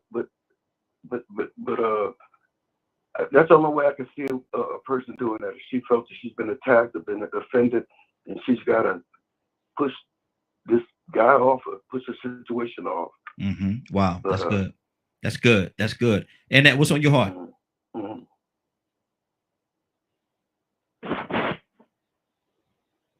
And that, you there? Okay, we may have lost Annette there. I think she's still there. She may be away from her phone at the moment. Rico, talk to me, brother. I think the longer we stay on this, the more confused I'm gonna get. Because I'm starting to think now that the slogan just came out of thin out. And I'm starting to think now the more we talk, that every black woman gonna fit up under that umbrella. Now, I think we done said plenty of times that it's a self-defense mechanism. But the more we talk now, it's starting to sound like we ain't never heard no woman say this. But I could turn on Vivica Fox and Lisa Ray, that little show they got on Fox Soul, and they could say it so much, especially when Kevin Samuels died. Oh, man, they slung it around. He criticized, he talked about a man, strong, black, I'm a strong. Man, we hear it, man, come on. It exists. And some people abuse it. They use it as self-defense. But I can say, even though we say, well, it's not necessary, I'm going to say sometimes it is necessary. This is coming from a man. Why not do you say just that? coming from a man, but coming from a black man, to say that sometimes it is acceptable and necessary for a black woman to remind people not only are they a strong woman, they're a strong black woman, because every woman wasn't the same experience as a black woman's experience. So you still got to give yourself some respect. You still got to respect where you came from. See, if you don't realize the reason why it's even said, then it will just be a slogan. But a black woman came from a whole different experience, just like the black man. So that's what made that black woman a little stronger. And even today's woman has to go through a whole different experience that makes her a lot stronger than the average woman, because they don't have the same privileges, entitlements, and benefit of doubt that white women have. So the experience is still the same. So that you have to remind somebody when they come in your office to get therapy, because they screwed up in the head. Then you ain't just a woman that's giving them therapy, but you that strong black woman that they accuse you of being a welfare mom of, because that's what they think black women do. Nah, I'm this black woman. I ain't that. He didn't say you was a welfare white. He you know what that stereotype went with. So sometimes you got to remind people. Sometimes you got to remind your own black men. Wait a minute, do you know where we came from? So I say this to say that it is very acceptable and necessary, depending on the situation, for a black woman to remind us around the world that she is a strong black woman. It is a point in time and a place for everything. I ain't even religious, but Rico, let me ask you this. Rico, let me ask you this question, brother. How was the focus lost? Because if you have to remind somebody, evidently they've forgotten, or the focus has been taken off of what it should be placed on. So how was the focus lost? Because they didn't experience it. I mean, think about it. If they didn't live through that experience, then they ain't gonna understand what a black woman went through slavery. I mean, like I said, man, we listen. Do we read history just to sit back and think it's fairy tales and forget about it, or do we actually understand that this was an experience? We know everybody's place and classification and order that went on from the slave trade to here. We know the black experience. It is necessary for black people to remind people sometimes just what our experience was, or you just tell us to pull up our bootstraps. We might end up telling some of our sisters that sometimes brothers don't even understand what sisters don't went through because they too much concentrated on what brothers don't went through. So the sister have to remind them, I ain't just a strong woman. I'm a strong black woman.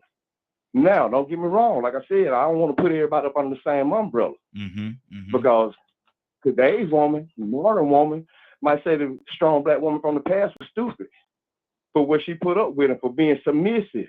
30 seconds. For being cooperative. So they are different than that woman. They're a little bit stronger for not being so submissive / cooperative. Wow. So, I mean, don't get me wrong, they are strong, but they're strong in a different sense. But I will say, because I don't heard everybody on here say it ain't necessary. Sometimes it is. And this is coming from a man. Sometimes it is necessary for y'all to remind people that y'all ain't just strong women. Y'all strong black women that come from an experience and a history where you might not even know who you came from. Good deal. Stay right there for a second, Rico. Got to keep this thing moving. I'm going to go to Navy, then I'm going to go to Marquita. Navy, what's on your heart? And let me do this. 508-924-3521. 508-924-3521 is the phone number. If you want to be a part of the conversation, you're more than welcome. You are welcome to call in. 508-924-3521. Navy, what's on your heart?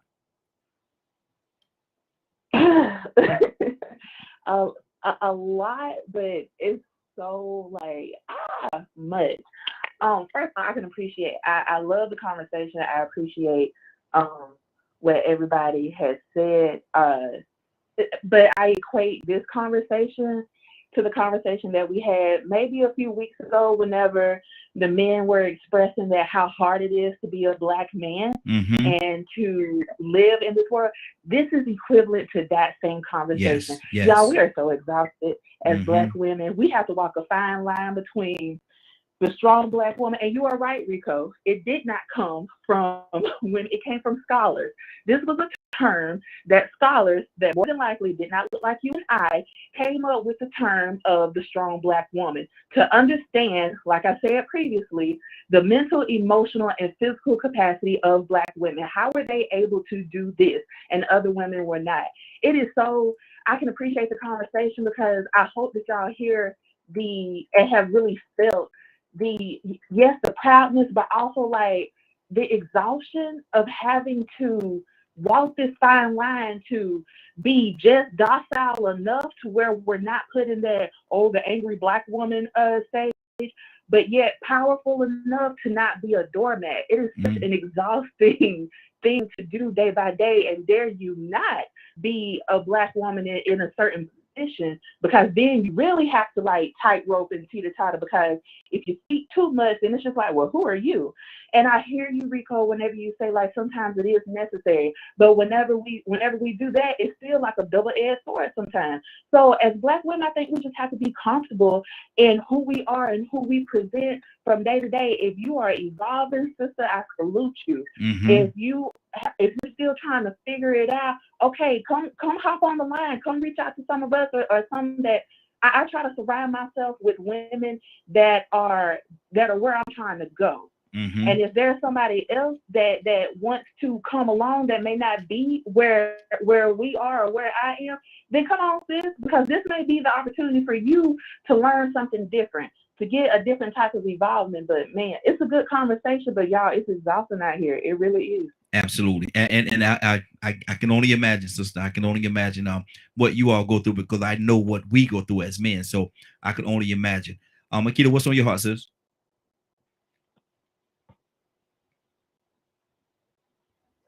Hello? Yes. What's on your heart, sis? Talk to me. Okay. Yes. So I would just say, I think what I'm hearing about being a strong woman, I just think it's a definitely a place and a time to be strong. But I think when it comes to the interaction with men and women, I believe you could still be strong but not be masculine.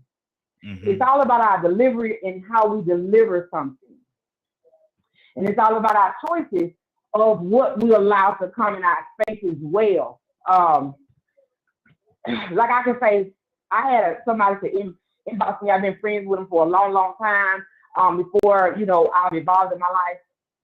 Well, he said something that was offensive to me, whether he knew it or not. But me being a strong woman in that moment was me not to respond, and I blocked him. That was me being strong because that was me knowing my worth and not accepting just anything. Wow. That's so good. I just think it's about the delivery and who. It depends on the person who you're talking to. Because even I experienced another conversation, with a male, and although I didn't want to, he wanted to go out to, he would wanted to go, me to come and watch a movie and eat. And I'm like, I don't want that. I want something different. Well, I was able to express that, but in a more softer way. And if you receive it, you receive it. If you don't, you don't. I think that is me showing that I was a strong woman in that moment, not just to take what you're handing or what it is that you want to do. Exactly. That's good. And that's totally that's a great switch in how we deal with this thing. There's so many different levels on this. Being a strong Black woman, there's so many different levels, and sometimes you have to. I see somebody got the hand up. I'm coming to you in just 1 second, but right now, Captain, what's on your heart, brother? I'm like my man Rico.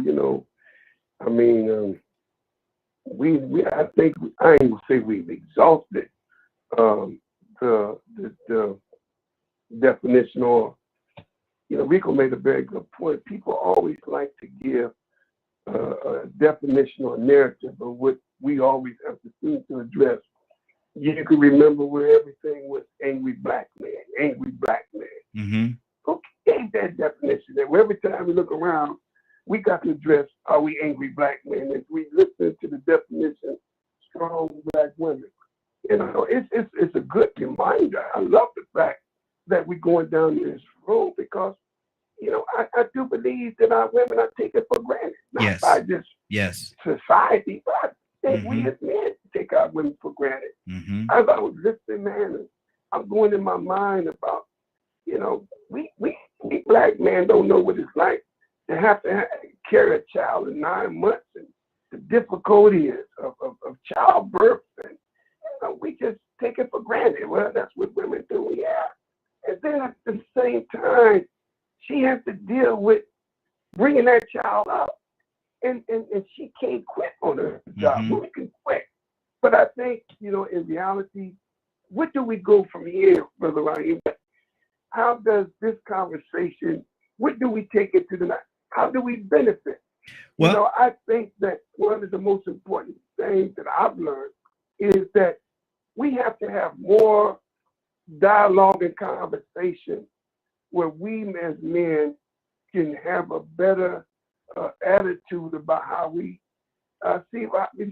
perceive our women. We do not protect our women. We do not show respect. Not all of us. Those brothers on the line. Well, I'm not talking about us. But the overall, we allow society to treat our women any old kind of way, and we don't say nothing. Then we try to justify, well, that's where it is. They all loud. Yeah, I heard a man start talk about that sister like to run her mouth. But shit, I know men now beginning to outdo women in running their mouth. I know men that like to gossip more than women. Now I think the role has kind of flipped. But at the same time, there are women. My grandmother, strong Black women back in the day I grew up with, they didn't have to say nothing. You asked for food, my mama would give you, my grandmama would just give you a look. She ain't had to say nothing.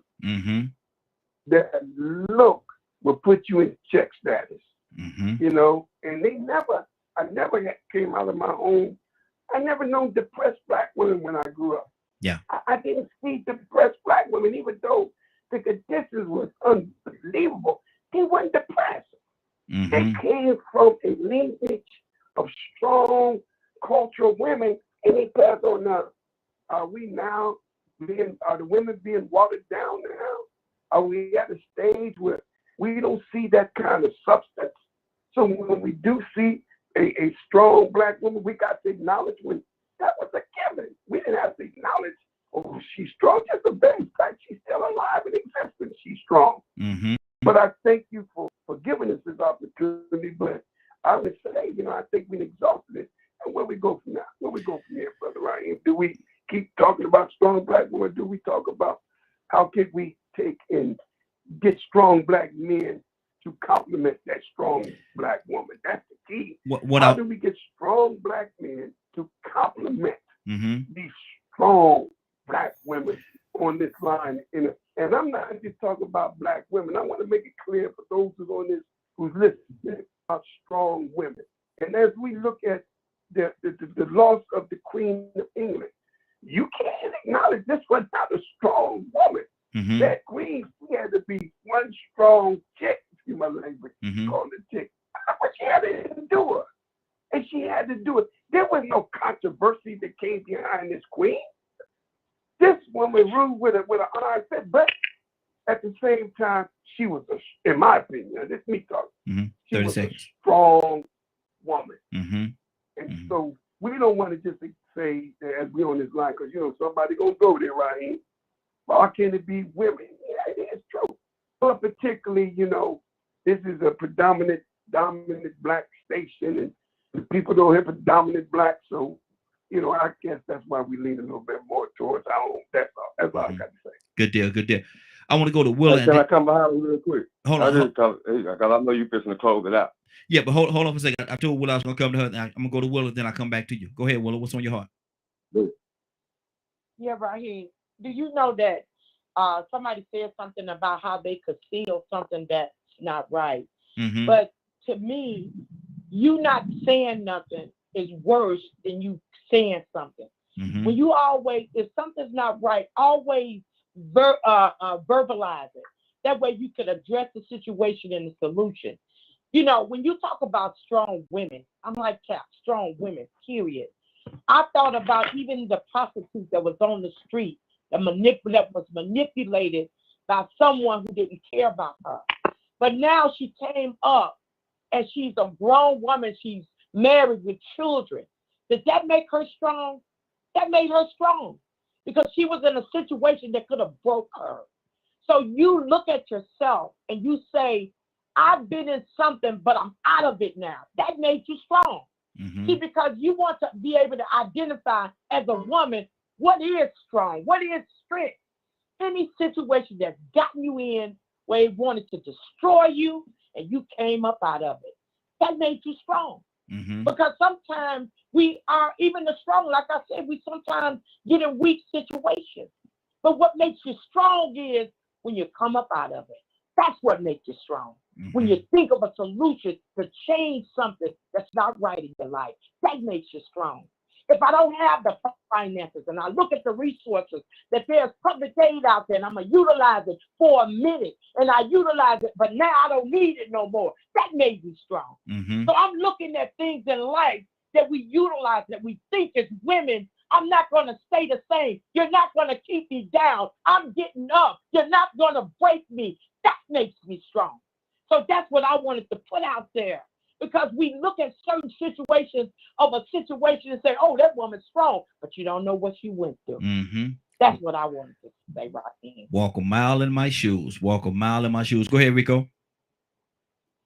I was really thinking about when you first brought this up, it was really something to consider whether we should be looking at it as something negative or positive when we hear it. And so we express different ways that it could be looked at negatively because of the type of people that use it. And then we looked at ways that it could be looked at positively. Then we had some people that say that, you really shouldn't use it at all. But see, we got to think about that slogan, that phrase, strong black woman. That's real specific. It's specific for a reason. I'm going to introduce y'all to this book called Medical Apartheid. And in this book, they talk about different things that happened throughout the history of America when it comes to medicine towards black people. And then it's going to tell you about this man named James Marion Sims, the father of gynecology, who experimented on specific women on how to treat venereal diseases and all type of different things that comes with women's, health, your gynecology. And in the process of him doing this, they did it without giving these specific women anesthesia. These same specific women also had their babies taken from them and sold and cut out their bellies and stomped out on the ground while they were hanging. These same women.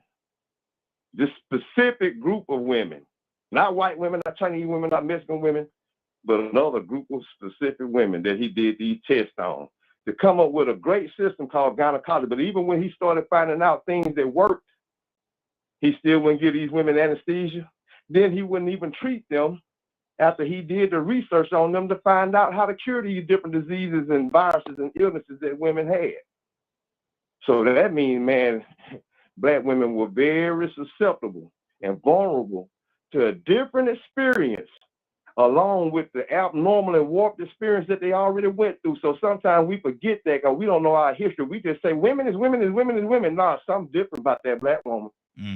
They said that she didn't feel no pain. Henrietta Lacks, they got her DNA right now, making billions and trillions of dollars off of it, creating cures and treating diseases. That's a specific woman, a special woman. You get what I'm saying? And we forget about how special that woman is. It wasn't just no any woman, but she come from the original woman. Sometimes we have to remind people who that original woman is. Exactly. Because if it weren't for that original woman, we wouldn't be here. That's a strong black woman. So yeah, it's a matter of if you're using it as a positive or a negative, or if you're just using it to toot your horn, to justify your terrible promiscuous behavior.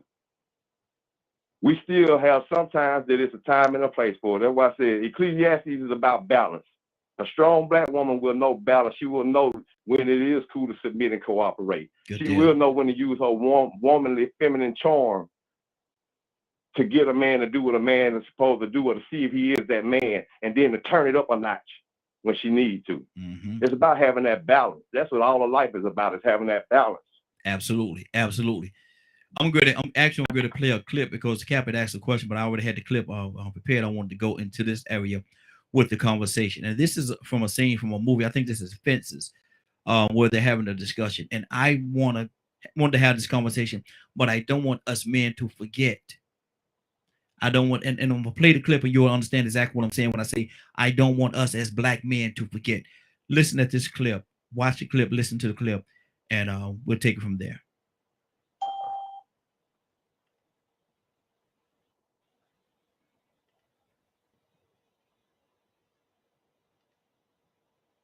Oh, we're talking about you. We ain't talking about baseball. About you going off and laying up with another woman and bringing it home to me. That's what we're talking about. We're not talking about no baseball. You're not trying to explain it to you the best way I know how. It's not easy for me to admit that I've been standing in the same place for 18 years. Well, I've been standing with you. I've been right here with you, Troy. I got a life too. I get 18 years of my life to stand in the same spot as you. Don't you think I ever wanted other things? Don't you think I had dreams and hopes? What about my life? What about me? Don't you think ever crossed my mind to want to know other men?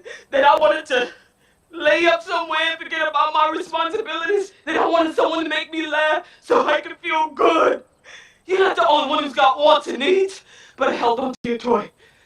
I took all my feelings, my wants and needs and dreams, and I buried them inside you. I planted a seed and watched it brain over. I planted myself inside you and waited to bloom. It didn't take me no 18 years to realize the soil was hard and rocky and it was never gonna bloom. But I held on to you, Troy. I held you tighter. You was my husband. I owed you everything I had, every part of me I could find to give you. And upstairs in that bedroom with the darkness falling in on me, I gave everything I had to try and erase the doubt that you wasn't the finest man in the world, and wherever you was going, I was going to be there with you because you was my husband. Because that's the only way I was going to survive as your wife. You're always talking about what you give and what you don't have to give. But you take too, Troy. You take and don't even know nobody's good. Yeah, I take and don't give. Troy, you hurt say me. I take and don't Troy, give. you hurt my arm. I give you everything I got. Don't you tell that lie. Troy, Don't you tell that lie on me. Troy, you hurt me. Troy. All right. That's right, too. You stay away from around me, boy. You strike out. You living with a full count.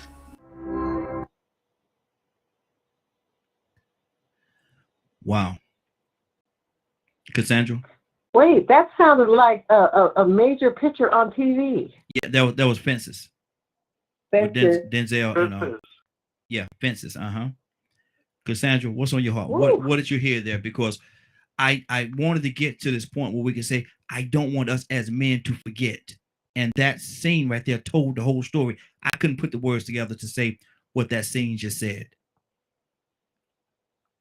We sometimes as men, we forget the joys that we have right before us.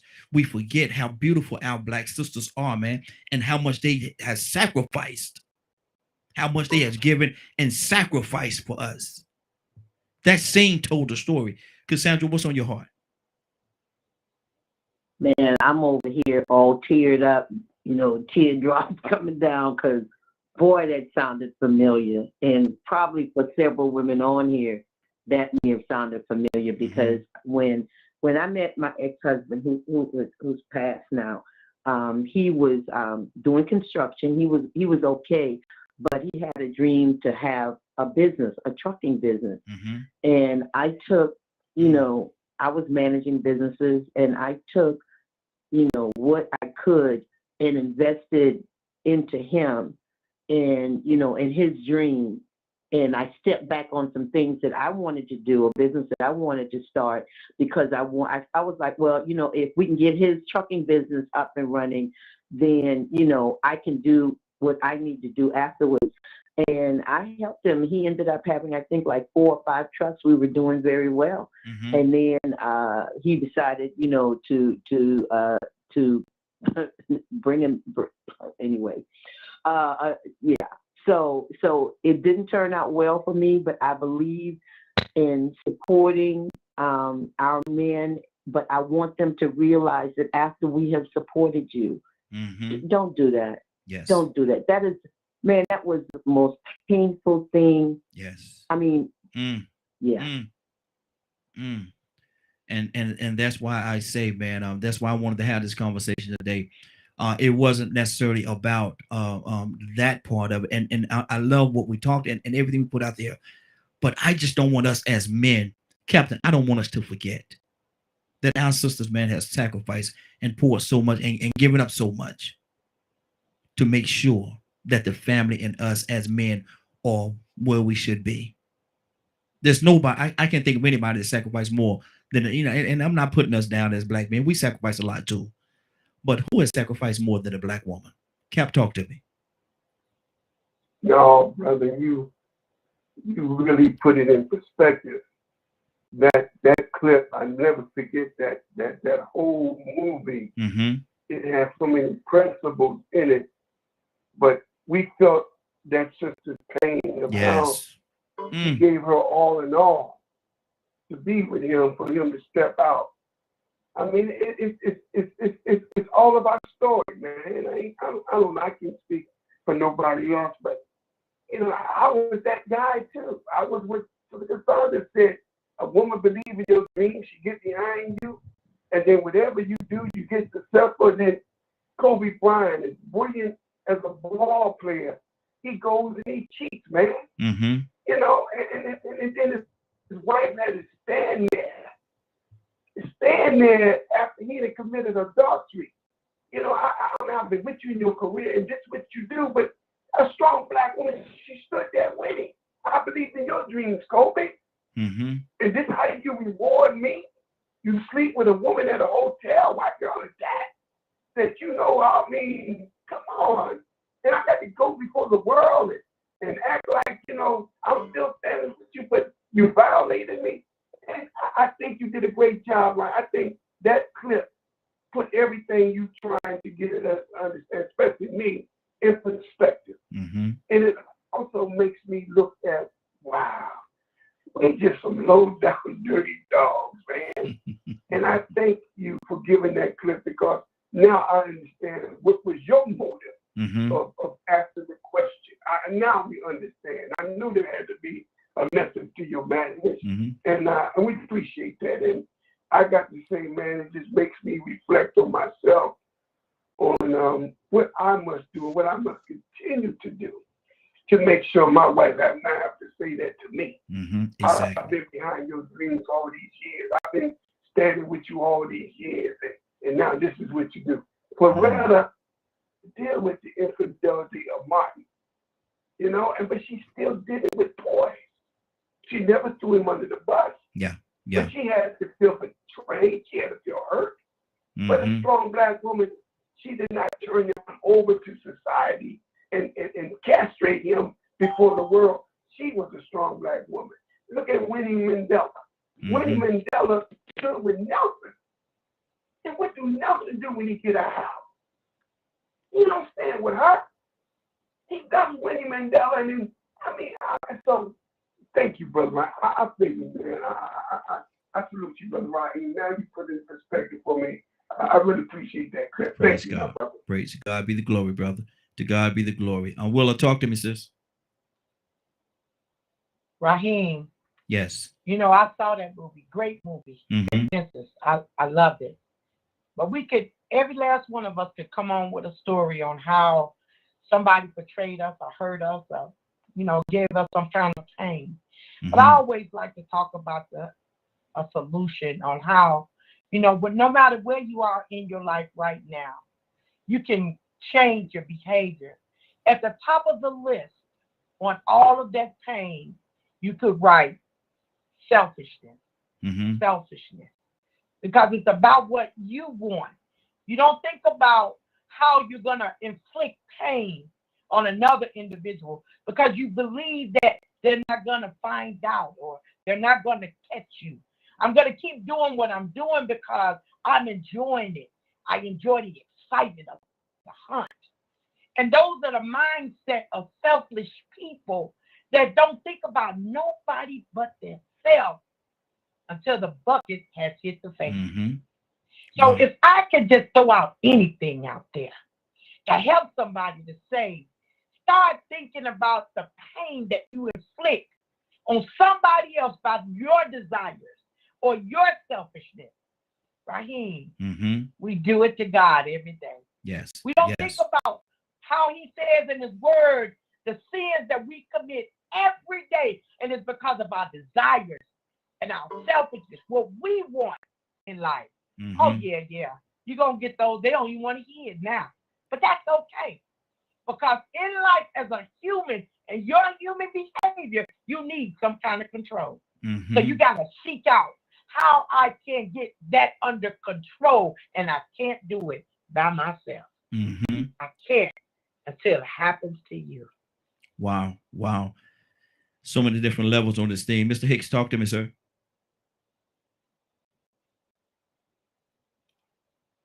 Mr. Hicks? Yes, sir.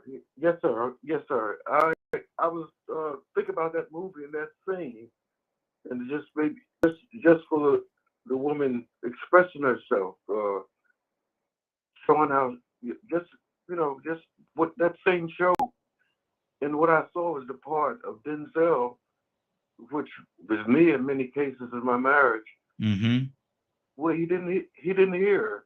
He defended right off the bat. And she opened her heart, and he's in the wrong, and he defended himself. He tried to justify himself, and not even recognize the pain that he caused.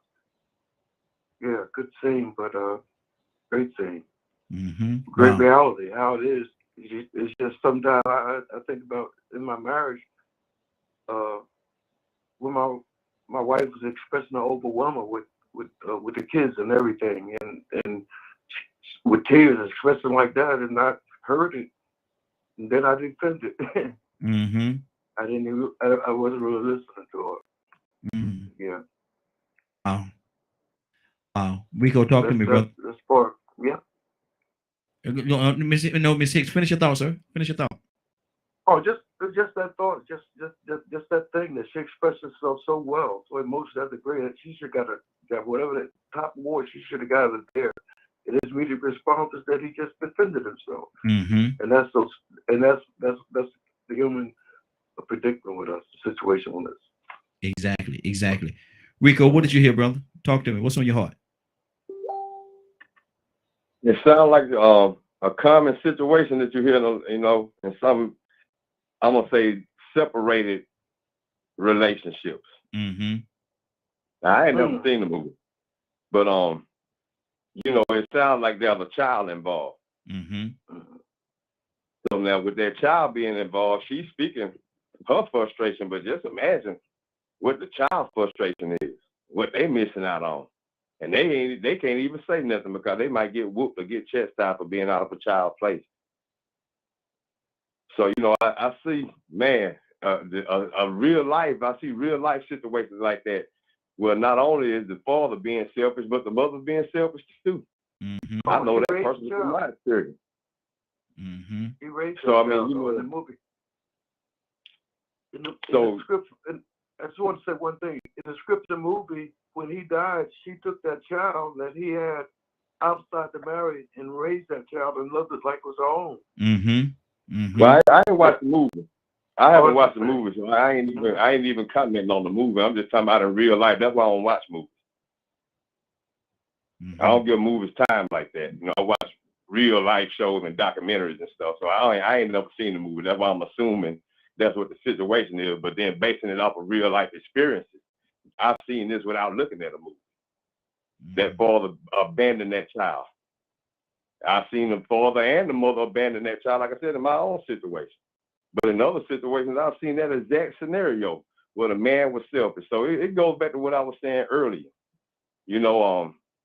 I can't tell you specifically which verses to read in Ecclesiastes, but this treat others as you would have them to want to treat you, mm-hmm. that makes sense to me. That comes back to the balance. Mm-hmm. You know what I'm saying? I mean, if see, the thing is, from the very root of that situation, even though that's a movie scene, from the root of that situation in real life, that same scenario, you have people that probably got together and didn't really look into the right reasons to be together. Mm-hmm. So they already, when it started off wrong because they didn't have it in them to say that, hey, we in this for the long run. Mm-hmm. Wow. And whatever it takes, we're going to do give and take with each other. We're going to sacrifice. We're going to compromise. We're going to cooperate. We're going to submit. We're going to do this. We're going to act in order and do things publicly and at home to make sure that this works. And somebody said, well, you know what? I want out. Mm-hmm. Wow. I want out. So now you got a situation where you got a co-parent. Mm-hmm. So now this where that situation comes in. So you can't go back and say, well, you know what? You should have decided better. You should have made a better decision. You should have seen all these flaws in the beginning. It's too late. It's here. Mm-hmm. You got to evolve. Good deal. So that same strong black woman from which y'all telling me, she went ahead and raised that man's outside child. That's what she did. She did what a strong black woman does. Or probably what any strong woman probably would have did. The honorable thing. Mm-hmm. But now let's talk real life. Okay, wrap it up. How many women would have took that outside child and raised? Mm-hmm. That's a heck of a question, brother. You got a few that probably would. You got a few that, and others that would not. Yes, ma'am.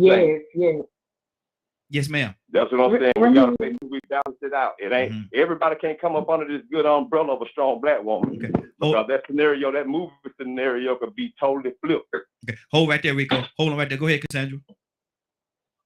I wanted to say, and I've told the story before. That same husband that I helped build the business, he did have a child, and I took that child and I raised her until our divorce when she was 6 years old. Mm-hmm. So there are women that will go the extra mile. And my friends thought I was crazy. I mean, and they're in ministry. Mm-hmm. And they were like, are you crazy? Who raises another woman? Blah, blah, blah, blah, blah. But I did what God told me to do. Mm-hmm. So, we all have to choose how we decide to be strong or weak. Some people said that was a weakness for me to do that. But to me, I saw it as a strength because God told me to Mhm. take the child in, Mhm. and I did it 6 months Wow. to 6 years. Wow. Wow. That's a lot. That's a lot. Toya, you want to talk to me, sis? Toya? Yeah, I'm here. Mm-hmm. No, that was a deep clip, and that's probably a lot of Black women's lives. You know what I'm saying? I Mm-hmm. can't speak for nobody else, but that's one of my stories. When we first met, 15 years, man, with a Mm-hmm. clown, that God had me be faithful, but God was working on me just being faithful overall. But with a clown, man, I spent a lot of days and nights crying about a terrible relationship because I called myself doing the right thing. So, I understand that burden of pain. But we made a decision the other day at work. We were questioning, we work in a restaurant and we see different other nationalities. A lot of their kids do whatever, come in and clean stuff, throw stuff all over the floor. And then at the end of the night, we thought to ourselves, when we go out, we don't leave stuff dirty and junked up like that for the most part, most Black people, you know what I'm saying? And we started saying that the reason why we are the way we are in some situations is from the slavery. And we talk about it all the time. How we were reared and bred to be a specific kind of way, to be a doormat per se, to take everything, to stick there through thick and thin, even when it's not even good to you. Even like Cap said the other day, I think that was Cap. Somebody said the other day, how can somebody who's not being good to you teach you the right thing? And they're not being good to you. But there are countless events of women that are paired with terrible men. And, there are accounts of men that are paired with bad women too, But again, let's stay at the topic on hand. We're talking about women. And there are a lot of Black women who have endured that same kind of thing in that video. I mean, in that movie, especially a lot of them a long time ago. And that's life for them. That's what thus saith the Lord for them. But I'm sorry, I'm one of these new age women. When Jesus said he died for all my sins, he died for me to divorce your raggedy behind. I'm not gonna do that. Mm-hmm. I'm not gonna do that. That's why I've always been the dominant one in my relationships. And again, God is working on me with that, to be a woman, learn my place, learn my lane. You understand what I'm saying? Know your value. And when you know your value, then you will know and understand why you follow my word, why nobody should have you until they make you their wife. You know what I'm saying? Mm-hmm. So, and even with that, when you know the word, when you know who God is, when you know his expectation is, it's easier to know who's not worthy of you. You understand what I'm saying? It's Mm-hmm. easier for you to see you are not of God. So why should I sit up here and endure and follow God's word and you're a devil? You know what I'm saying? So that clip displayed a lot of what Black women go through in relationships. And it displays a lot on the position on how Black men have treated their women over time. And if you look at today, that might be the reason why we what TDJ said, we raised up like men's. Mm-hmm. You know what I'm Mm-hmm. saying? The trauma and the abuse, you know what I'm saying? And that's why I got to do it myself. And that's why I can't be submissive. And that's why I'm going to be a strong, bold Black woman, because I don't want to be that woman. Absolutely. Absolutely. Wow. And that clip, man, to God be the glory. That clip just fit like a missing piece of the puzzle. It just put everything together. And like Cap said, it put everything in perspective. Let me go to Makita. Makita, what's on your heart, sis? Ooh, that's it's real deep because I've lived it. And I can say with my situation, I was young, hurt, didn't know who I was, and I got with when I had my second child, which that I did get married to him, and I would say it was a lot of immaturity, a lot of hurt, and a lot of other things that was going on. And in that, he had a baby and brought the baby home, and I came home one day and the baby was there with all her stuff. And guess what? I made sure I was the one to take care of the baby while the baby was there. Because the baby is innocent. The baby is innocent. Yes. But when I tell you I was there, I was supportive.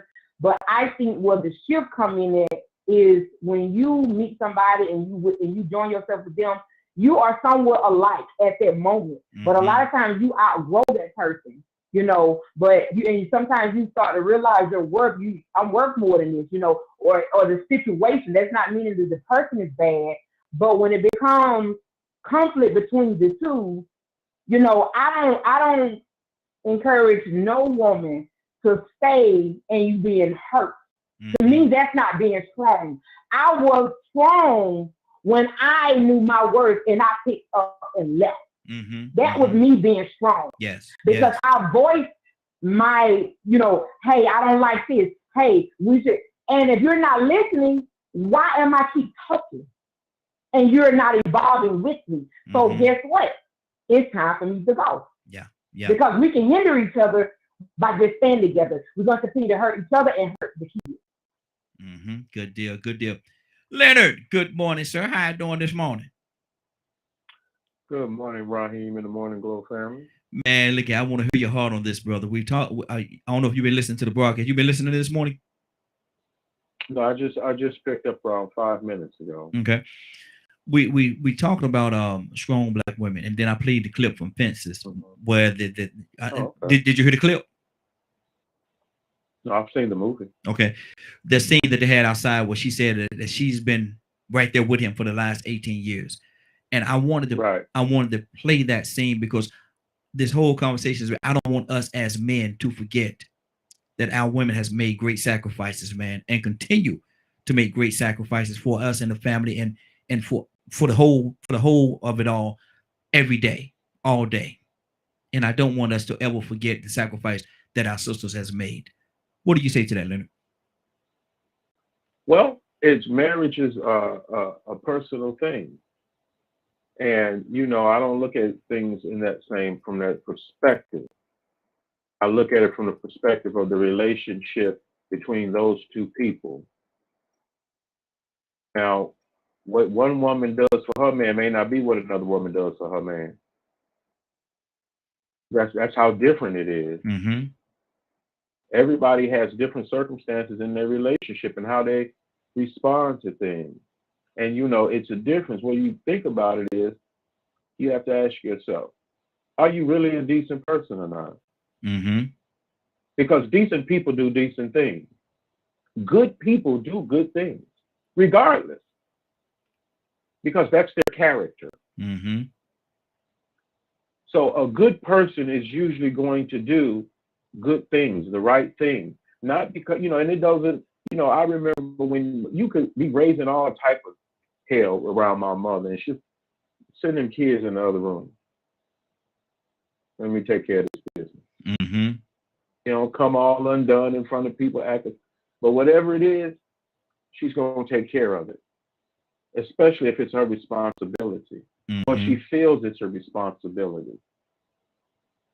So when we talk about struggle and things of that nature, we don't want to get too broad because everybody's struggle could be different. You may be struggling with, I can't see how this man done that to me. Well, another woman, her struggle may be, you know what, as a woman, it ain't this baby's fault. So I'm going to take care of this baby, regardless, because she's a decent woman if she chooses to do that. But again, and even if that takes great. Again, that takes great to do that. But it's an option. Either way, it's her option. But to welcome that child, outside child, into the house, and to raise that child just like he or she is her own, that too takes a lot of sacrifice. That takes a lot, man. It takes a lot for a person to do that. But that's what a decent person does. And it doesn't take a lot for them because that's who they are. They're going to do what they feel is right. And that's what she felt was right to do. As much as she may have despised her husband for doing what he did or whatever, she didn't take and put that on that child. Because she's a better woman. She's a better woman than that. So that's why I stick to that character, Rose's character in that movie. You got to remember, this used to be a play. It came out of the mind of August Wilson and things of that nature. So when it was written to reflect what people deal with, and like some people on this land are telling you right now, okay, here's my story and how I dealt with it. Mm-hmm. And they had a different reason for why they did what they did and those things. So it's not so general to say, well, you know, it becomes a point like on a certain stage, you say, we as Black women. But then there's another aspect that says, as a woman, this is what I do. You know, I do it because I believe it's right to do. Absolutely. Absolutely. Because even in that movie, we saw a great dynamic of a very strong woman, but Denzel was just as strong. However, he made a mistake. He used to make a lot of mistakes. He had, you know, he looked at it from just his perspective. And then think about the scene where got to keep it moving. He don't cried over this woman. His side piece. Yeah. Yeah. Wow. He was that bold. He cried over that side piece in front of his heart. You understand? You have to look at the dynamics of that situation and see how it fits with your choice. Good day. Stay right there, Leonard. Got to keep it moving. Let me go to Badger. Badger, what's on your heart, brother? I mean, I agree with Leonard, to be honest. It's one of those situations of, I mean, if I would have added any comment, or if that woman would have walked up to me, I would have went, doesn't seem like he's ready to empathize with you. So you have a decision to make. And it's just, has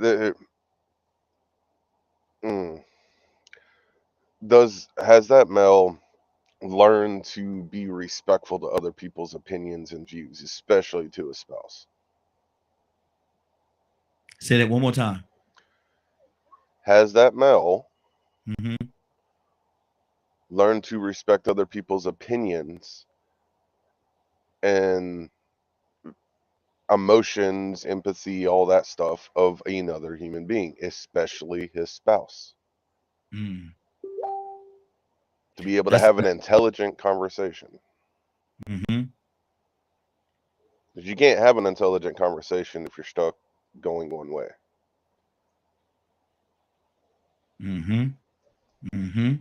Okay. There's a lot going on, and like I said again, that clip really tied a lot of things together and put some clarity on it. Let me go to Cassandra. Cassandra, what's on your heart? No, I nothing right now. I just want to, listen to what everyone is saying. Okay. Willa? Raheem. Yes. Leonard made a statement that any decent person would take that child and do what they need to do, and it'll be easy.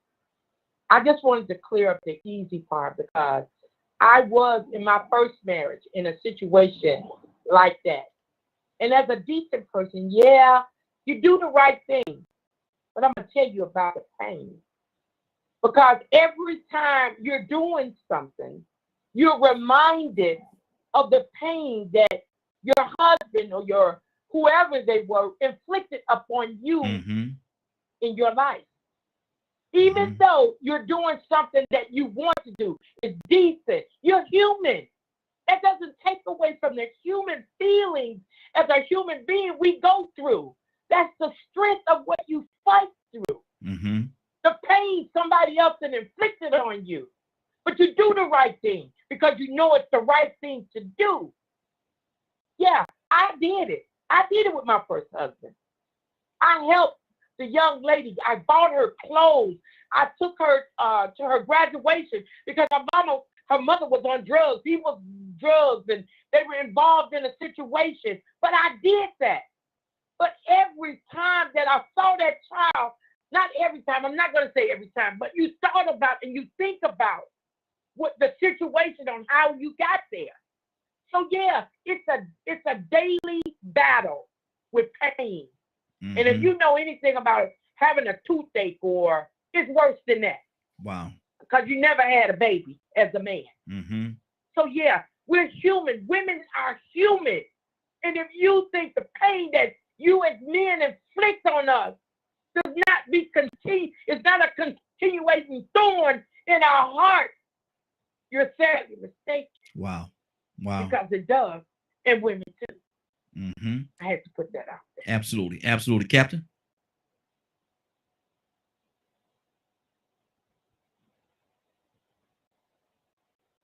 Yeah, I'm sorry. Go ahead. What's on your heart? Yes. No, what's on your heart, sir? Because that's a great point, man. Sometimes we forget and we pour things on our women, man, that they don't deserve, and we do things to them, man, in so many different ways, on so many different levels that they don't deserve. What's on your heart, brother? Well, there's no question. It had most certainly. Like I said, those who've seen the movie, it speaks for itself. I heard Brother Rico said he didn't see the movie, and of course, every movie, sometimes movies are written from realities, and they put them in a movie. Some of them come out of a book, I'm sure as Dr. Leonard said, I think it was a book or script. But, I think what I said before was that it does not apply to everybody. And that's one of the things I think we're very clear on that. We talking in general, but not specific. Mm-hmm. So we can find everything we talk about on this show can meet a certain small percentage of people. Not everybody. Dr. Leonard make a very good point that, decent men treat women decent.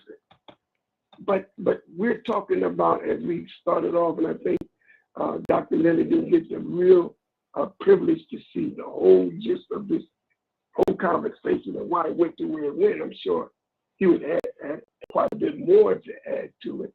But the reality is, it was her pain. But he mentioned, and here's what was, I think it was Hicks that said this. He said, but Denzel Washington in the movie, he wasn't feeling her pain. Mm-hmm. And that's a heck of a thing, that when a woman pour out her heart, and you trying to justify, mm-hmm. that's what probably hurts more. Well, if you didn't do this, I would say justify. He was trying to justify it. And that's all of us. All of us in our own way. It's a heck of a thing to man up. We could talk about we men. Every time I hear somebody say, man, I'm a man, brother. Talk to me like a man. Well, anytime a man got to tell you you're a man, 9 times out of 10, he ain't a man. Mm-hmm. But we have to learn to man up. And even if it ain't you, even if it does not apply to you, stop using the word I and let's use the word we. Mm-hmm. Because if you ain't an I, at least we as a people go through that. You can say, I don't go through it, but we do. Mm-hmm. So I think it allows us to be able to address not only the pain that every one of our women go through, but the black man, he goes through pain too. Yeah, yeah. And we are two people who are in pain approaching that. But here's the good thing about it. The greatest thing that we can do is to acknowledge. Mm-hmm. If we can do that, we're on our way to be healed. Yeah. But if we can't acknowledge, if we keep trying to justify, well, it's her fault, his fault, we'll never go nowhere. I'm glad, Brother Badger, your man's back on the line. I ain't heard you mention nobody's name, but as soon as Dr. Leonard, I agree with Dr. Leonard there. Mm-hmm. You know that's your man's in there. Be happy to have you back on board, Dr. Leonard. I miss you, dude. All right, thank you, Brother Raheem. Yes, sir. Yes, sir. Let me go to let me see who I got. Let me go to Toya with a T. Toya with a T, what's on your heart, sis? Toya with a T? Okay. Yeah. Did you got your messenger? This is a deep topic, and to each his own. You know what I'm saying? I think that it's understandable, but for me not having a kid and then having to take care of somebody else's, hold on, Tina. That would be hard for me. But I love people, and I would never let a child go without. You know what I'm saying? Because I'll take care of anybody else's child. So it would be a real problem for me to take care of a child that's not mine, and he knows that I wanted a child. You know what I'm saying? But that's why I make sure I'm extra scary, honey. One thing you ain't gonna do is you ain't gonna come home and tell me you got no kids, because you know it's going down. Sorry. I'm just a different kind of woman. You got to have some heart to come tell me that. You know what I'm saying? But for the women that do it, I'm not mad at that. Just hold on. I'm not mad at that. You know, I commend them. You know what I'm saying? I can't tell you what I would do, because I don't know how I would. You know what I'm saying? I that would be terribly hard for me. But I know that that's life. You know what I'm saying? There's a lot of things that we go through as Black women.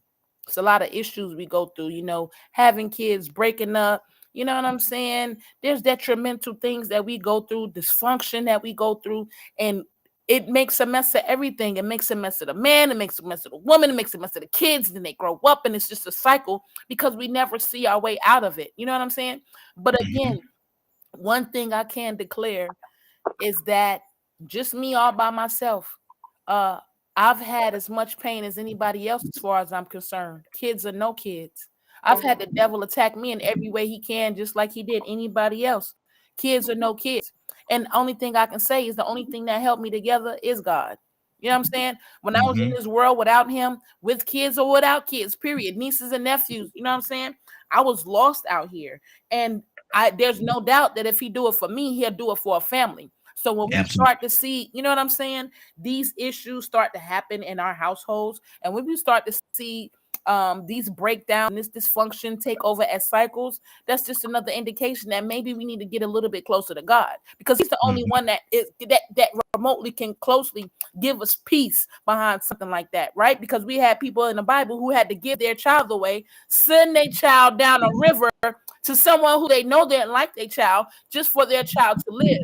But the purpose that he fulfilled, being sent to someone else and having the Pharaoh's sister take care of him, you know what I'm saying, which was a child not of her own, it wound up working to our good. You know what I'm saying? So that's what we have to think of, even though it may be complicated, even though it may be hard. But so those are the things that we need to talk about in life, we need to get over in life, and this is why we must be super supportive of each other, because that's the only way we're going to stop this cycle, is growing closer to God and then growing closer to each other with respect and dignity. Absolutely. We got about 20 minutes left in the broadcast. If anybody want to call in and be a part of the broadcast, you're more than welcome. 508-924-3521, 508-924-3521. And that, what's on your heart, sis? Hey, you know, listening to Toya, you know, it just brought me to mind. You know, it's women are always known to be that sympathetic, empathetic practitioner. What's good for the goose is not good for the gander, because if a woman were to tell her husband, "Hey, baby, I'm pregnant by another man," oh my goodness, oh Lord, his manhood would be tore up. It would be tore up, and he probably would leave her. So there's a different ball game for men than for women. Now, for me, if he would have come home and said, "Hey, you know, I'm so sorry, baby, you know, I got another baby," you know what I would say? I said, "Really, man, do you know babies are such a gift from God? Let me tell you how we're gonna operate, right? That little thing that you have, right? We just gonna have fun and go to the movies and, you know, vacation. But you know what? Hey, chastity belt on. Have fun, honey. I love you. Okay, what are we gonna plan? Are we gonna plan a business?" I think that women have to really go higher to kind of say, well, you know, what is my purpose in life? What is it that I was born to do? Because I think that when you get to, and matter of fact, I know when you get to what you're born to do, then all this other stuff won't be a distraction to you. Because look, the Bible says that there is no condemnation for those who are in Jesus Christ, who walk out of the spirit, not after the flesh. So I could condemn him all day long, but guess what? Water over the bridge, right? And our grandmothers and grandfathers, they did that very well. They knew who was, you know, hanging with who, but you know what? It was a closed society. So I suggest that whatever people are doing out there, let it be a closed society. Let you handle it as a man and a woman. Let us as women, seasoned women, continue to be the great patriarchs and matriarchs of our community, and let's guide our community through.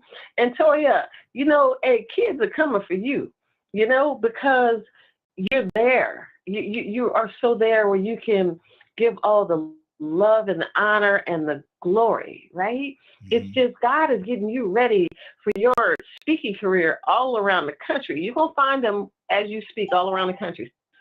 And so as we move forward, let us all figure out what is our purpose, how do we get there, and how do we strengthen male and female relationships where we de-escalate the arguing of what somebody didn't do for you, and then find out who can do it for you. Absolutely. Right? That Absolutely. makes a difference. Good deal.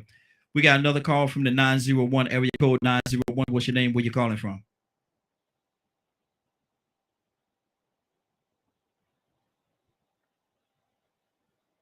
(901). Are you there? Okay. Let's go to Makita. Makita, what's on your heart, sis?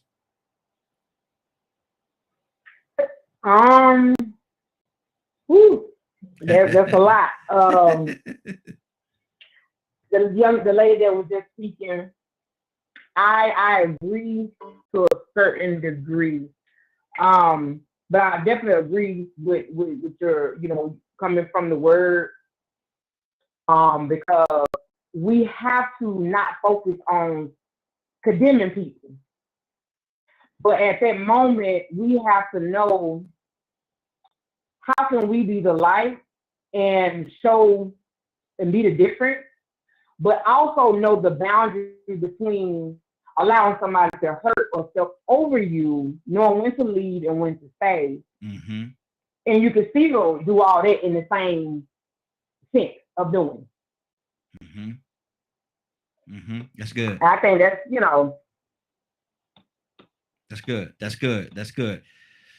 Cassandra, from a counseling standpoint, how would you handle this thing from a counseling standpoint?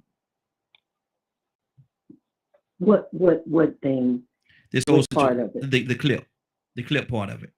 If they had to come before you and she had to pour her heart out like she did on that clip, because she's a heck of an actress anyway. Both of them together, it's amazing. Yeah, Viola's amazing. Yes.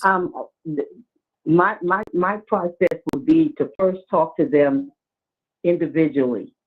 That is always, because it's like you said, it's always two sides to each story, and then it's the truth. So I would speak to them individually, and then I would bring them together. That way I have an idea of where each person is coming from. Then when we come together and she begins to tell that story, then I would require him to at least acknowledge what she's feeling, because it's like he just dismissed. He was like, it's about me. It's about me. Exactly. Somebody said that. Joyce Meyer says that all the time. It's about me. It's about me. And you can't, if you're trying to resolve conflict in your relationship, it can't be where you just direct everything at that person, and you don't want to acknowledge any of your mistakes. How do you resolve if you won't even acknowledge your mistakes? How are you going to get anywhere? So, that would be my process. I would speak to them individually first, and then I would bring them together and then have a conversation. And what happened? That's just me. And what happened a lot of times, what they do, people always try to deflect. They want to deflect it off of them and turn it, if you will. Exactly. So that's what happened in that clip. That's what I was saying. Yeah, exactly. That's Absolutely. exactly what happened. Absolutely. Nobody wants to take responsibility for their part in what has happened, but everybody needs to take responsibility if you're going to resolve conflict. That's it. That's it. Badger, what's on your heart, brother? I mean, I'm pretty much vibing with learning how to take responsibility, especially when there's a child involved and things like that. I just a lot of times feel that a lot of people have forgotten how. And in a day and age where you have to constantly stay busy and work and things like that, the one that's staying home to take care of them should be respected. Mm-hmm. And if you're not in a mental place to be able to work on your own issues and things, then you probably shouldn't have had. You need to go get help before you can really do anything. Mm-hmm. That's good. That's good. That's good. Leonard, talk to me, brother. Oh man, I was just sitting here listening, and what was actually on my heart is this relationship dynamic in our community. And we have to understand why it is this way. And being of the generation that I am from, I can tell you, many of us just turned our back on the word of God. Mm-hmm. You know, it used to be to the point, like say for instance, the way I minister to the kids in the family, as I'll send them a text in the morning with some motivational or scripture and things like that. And they range from high school all the way to 30, age 30 or so. Mm-hmm. And so I'm trying to find out more ways that I can teach young people how to be good people. Mm-hmm. See, we've lost that. And this is what religion and moral ethics play a huge part in what's going on in our community. Because that was the standard of behavior and what was acceptable. And when you stop doing that, you allowed all these other things to become priority to you. Mm-hmm. And so now what we see is people who don't have a God and they have no concern for the next person. I think I commented that on a post about this decent person concept and how we stop violence in our community, is that we have to teach a responsibility that you have to another human being. Mm-hmm. Period. If you teach that and you teach them how to behave in relationships, then you can call out that man, like we do, that harms innocent men, women, and children. Mm-hmm. So we have to get back to the value of, and I love how Annette puts it, because she's very much about repairing that family structure. And if anything I would advise people to do is, if you have young people that you have an audience with them of any type, pick 4 or 5 kids, text them something positive every morning. Mm-hmm. Do it every morning at a certain time of day, so they get used to it. Yeah. So, and easily you teach them moral value and ethics this way. You know, do a good deed. I was a Boy Scout. That was one of the things we did as a Boy Scout. You go looking for good deeds to do. And we need to get back to that for our young people, so we stop being so harsh with one another in relationships. Absolutely. Absolutely. 508-924-3521. Give us a call. Rico, what's on your heart? Tucson coming to you next. Yeah, man, it's sort of getting to the point where I'm about to have to repeat some stuff I just said. You know, man, like I said, I think it's all about balance. You know, it's once again, I really can't dive into it if you want me to speak from the aspect of that clip, but I've seen so many real life situations like that you know, I can speak on it. And man, I don't know what I'm gonna do about Annette. Annette, she really took my idea, because I was definitely gonna bring up that point about about if a woman brought a baby home to a man, how that would turn out. Because as I listen to the women say they went through this, I'm like, man, there's a lot of women that went through this. So it ain't just my grandmama and boy, even my grandmothers. And guess what? My granddaddies went through it too. Yep. I found out that I had an outside aunt that was my classmate. So now she's my friend classmate. Aunt. You know, she's my classmate aunt. And my grandmama knew about it. I was like, man, I went all these years and I didn't even know. But it was the same thing on the other foot. But being that you were basing this on how strong black women is, I put myself in these situations. You know what I'm saying? When you put a scenario out there, and then I say to myself, well, how would I feel if the scenario had to come to me that way? Mm-hmm. And then that's when I realized just how strong a woman has to be. Yes. To accept that. Because like Annette said, man, a man would be ready to tear up house. Mm-hmm. And so then I thought to myself, is that black woman or that woman that puts up with that, is she doing it because she's strong, or is she doing it out of necessity?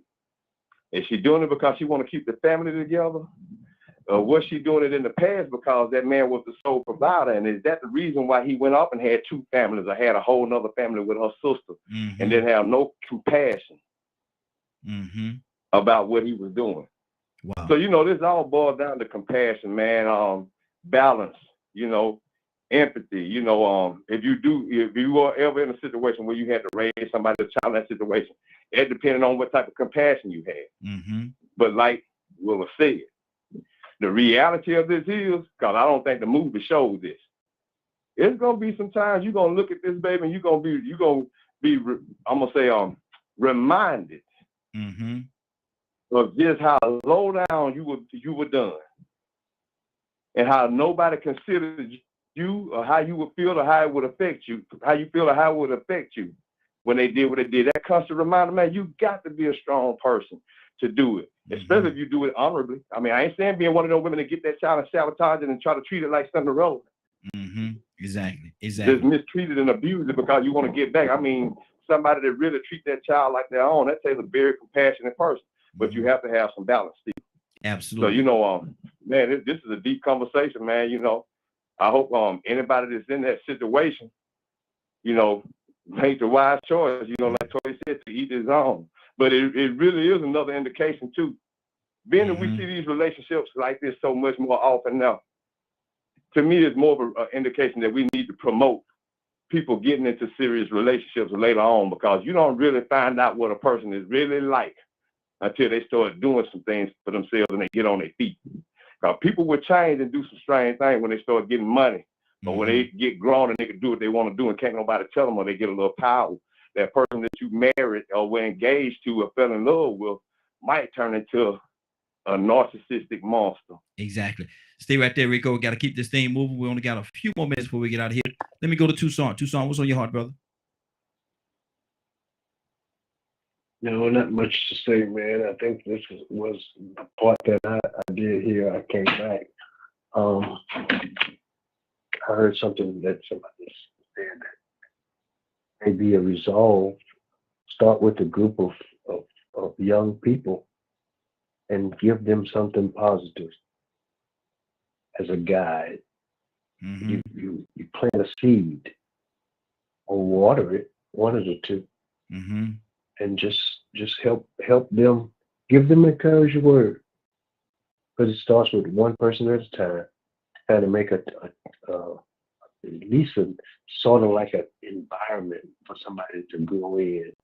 But if we don't give them nothing, we continue to go around in the same circle. Everybody has a life is a challenging thing all by itself. Mm-hmm. Mm-hmm. But we talked about a lot of things today that would be helpful. Absolutely. But if we take some of the advice that was given and pass it along, instead of criticizing our young people, especially, we encourage them to even if somebody we see negative, and when we look at, they say, "Oh, well, I'm a strong," right? And they don't act like it. Well, if you give them the tools they need to become that, then you're a solution to the problem, not just part of it. Absolutely. Anyway, Absolutely. thank you, man. Listen, y'all, it's at 58, man. Anybody have anything they want to say before we get out of here? I just wanted to give a shout out and encouragement to people who are living these lives and doing it well, that have these mixed families. Yeah. Because the mixed family now is dominant. Where you have children from other relationships, and the people who get together to make it work for the benefit of those children, man, that's, honor is due to those people. That's good. Doing that because they're trying to save us. Mm-hmm. Exactly. Well, it's time for us to get out of here. If nobody else have anything, man. Everybody good? Good deal. Good deal. Rico, what's going on at 3:00 today, sir? And if you missed today's show and would like to hear or see the rebroadcast in its entirety, you can tune in at 3 p.m. Eastern Standard Time on www.dkmmediagroup.com. And Rico, when you said that yesterday, Annette was on, she's on now too as well. I don't know how they go together. But she said, make sure that I tell you that the word is not entirety. I said, yes, it is. That's the word. That's our word. That's the Morning Glow word. She wanted me to let you know she thought you were just saying it. And I told her it's an inside joke, something that we do on the inside here. And so tell her I don't even know the joke, but y'all just requested that I do it, so I do it. Exactly. It happened before I came around. Mm-hmm. Exactly. It's one of the more fancy words. I come up with my own little words every now and then. But Willow. I think she might be gone, Rico. Raheem, are you ready? Willow, are you ready? Are you ready, Willow? Are you ready? I am ready. I am so ready, Raheem. Let's go. Let's go. You know what? Now you know today Friday now. You got to take us through the weekend now. You know that. Let's go. Let's go, Willow. Well, let's see what the Lord says, Raheem. Let's see what he says. Let's go to his throne of grace this morning with expectations and boldness. Let's go expecting a message from him, taking us through the weekend. Let's go, Raheem. Father God in heaven, Lord, we just thank you, the King of Kings and Lord of Lords.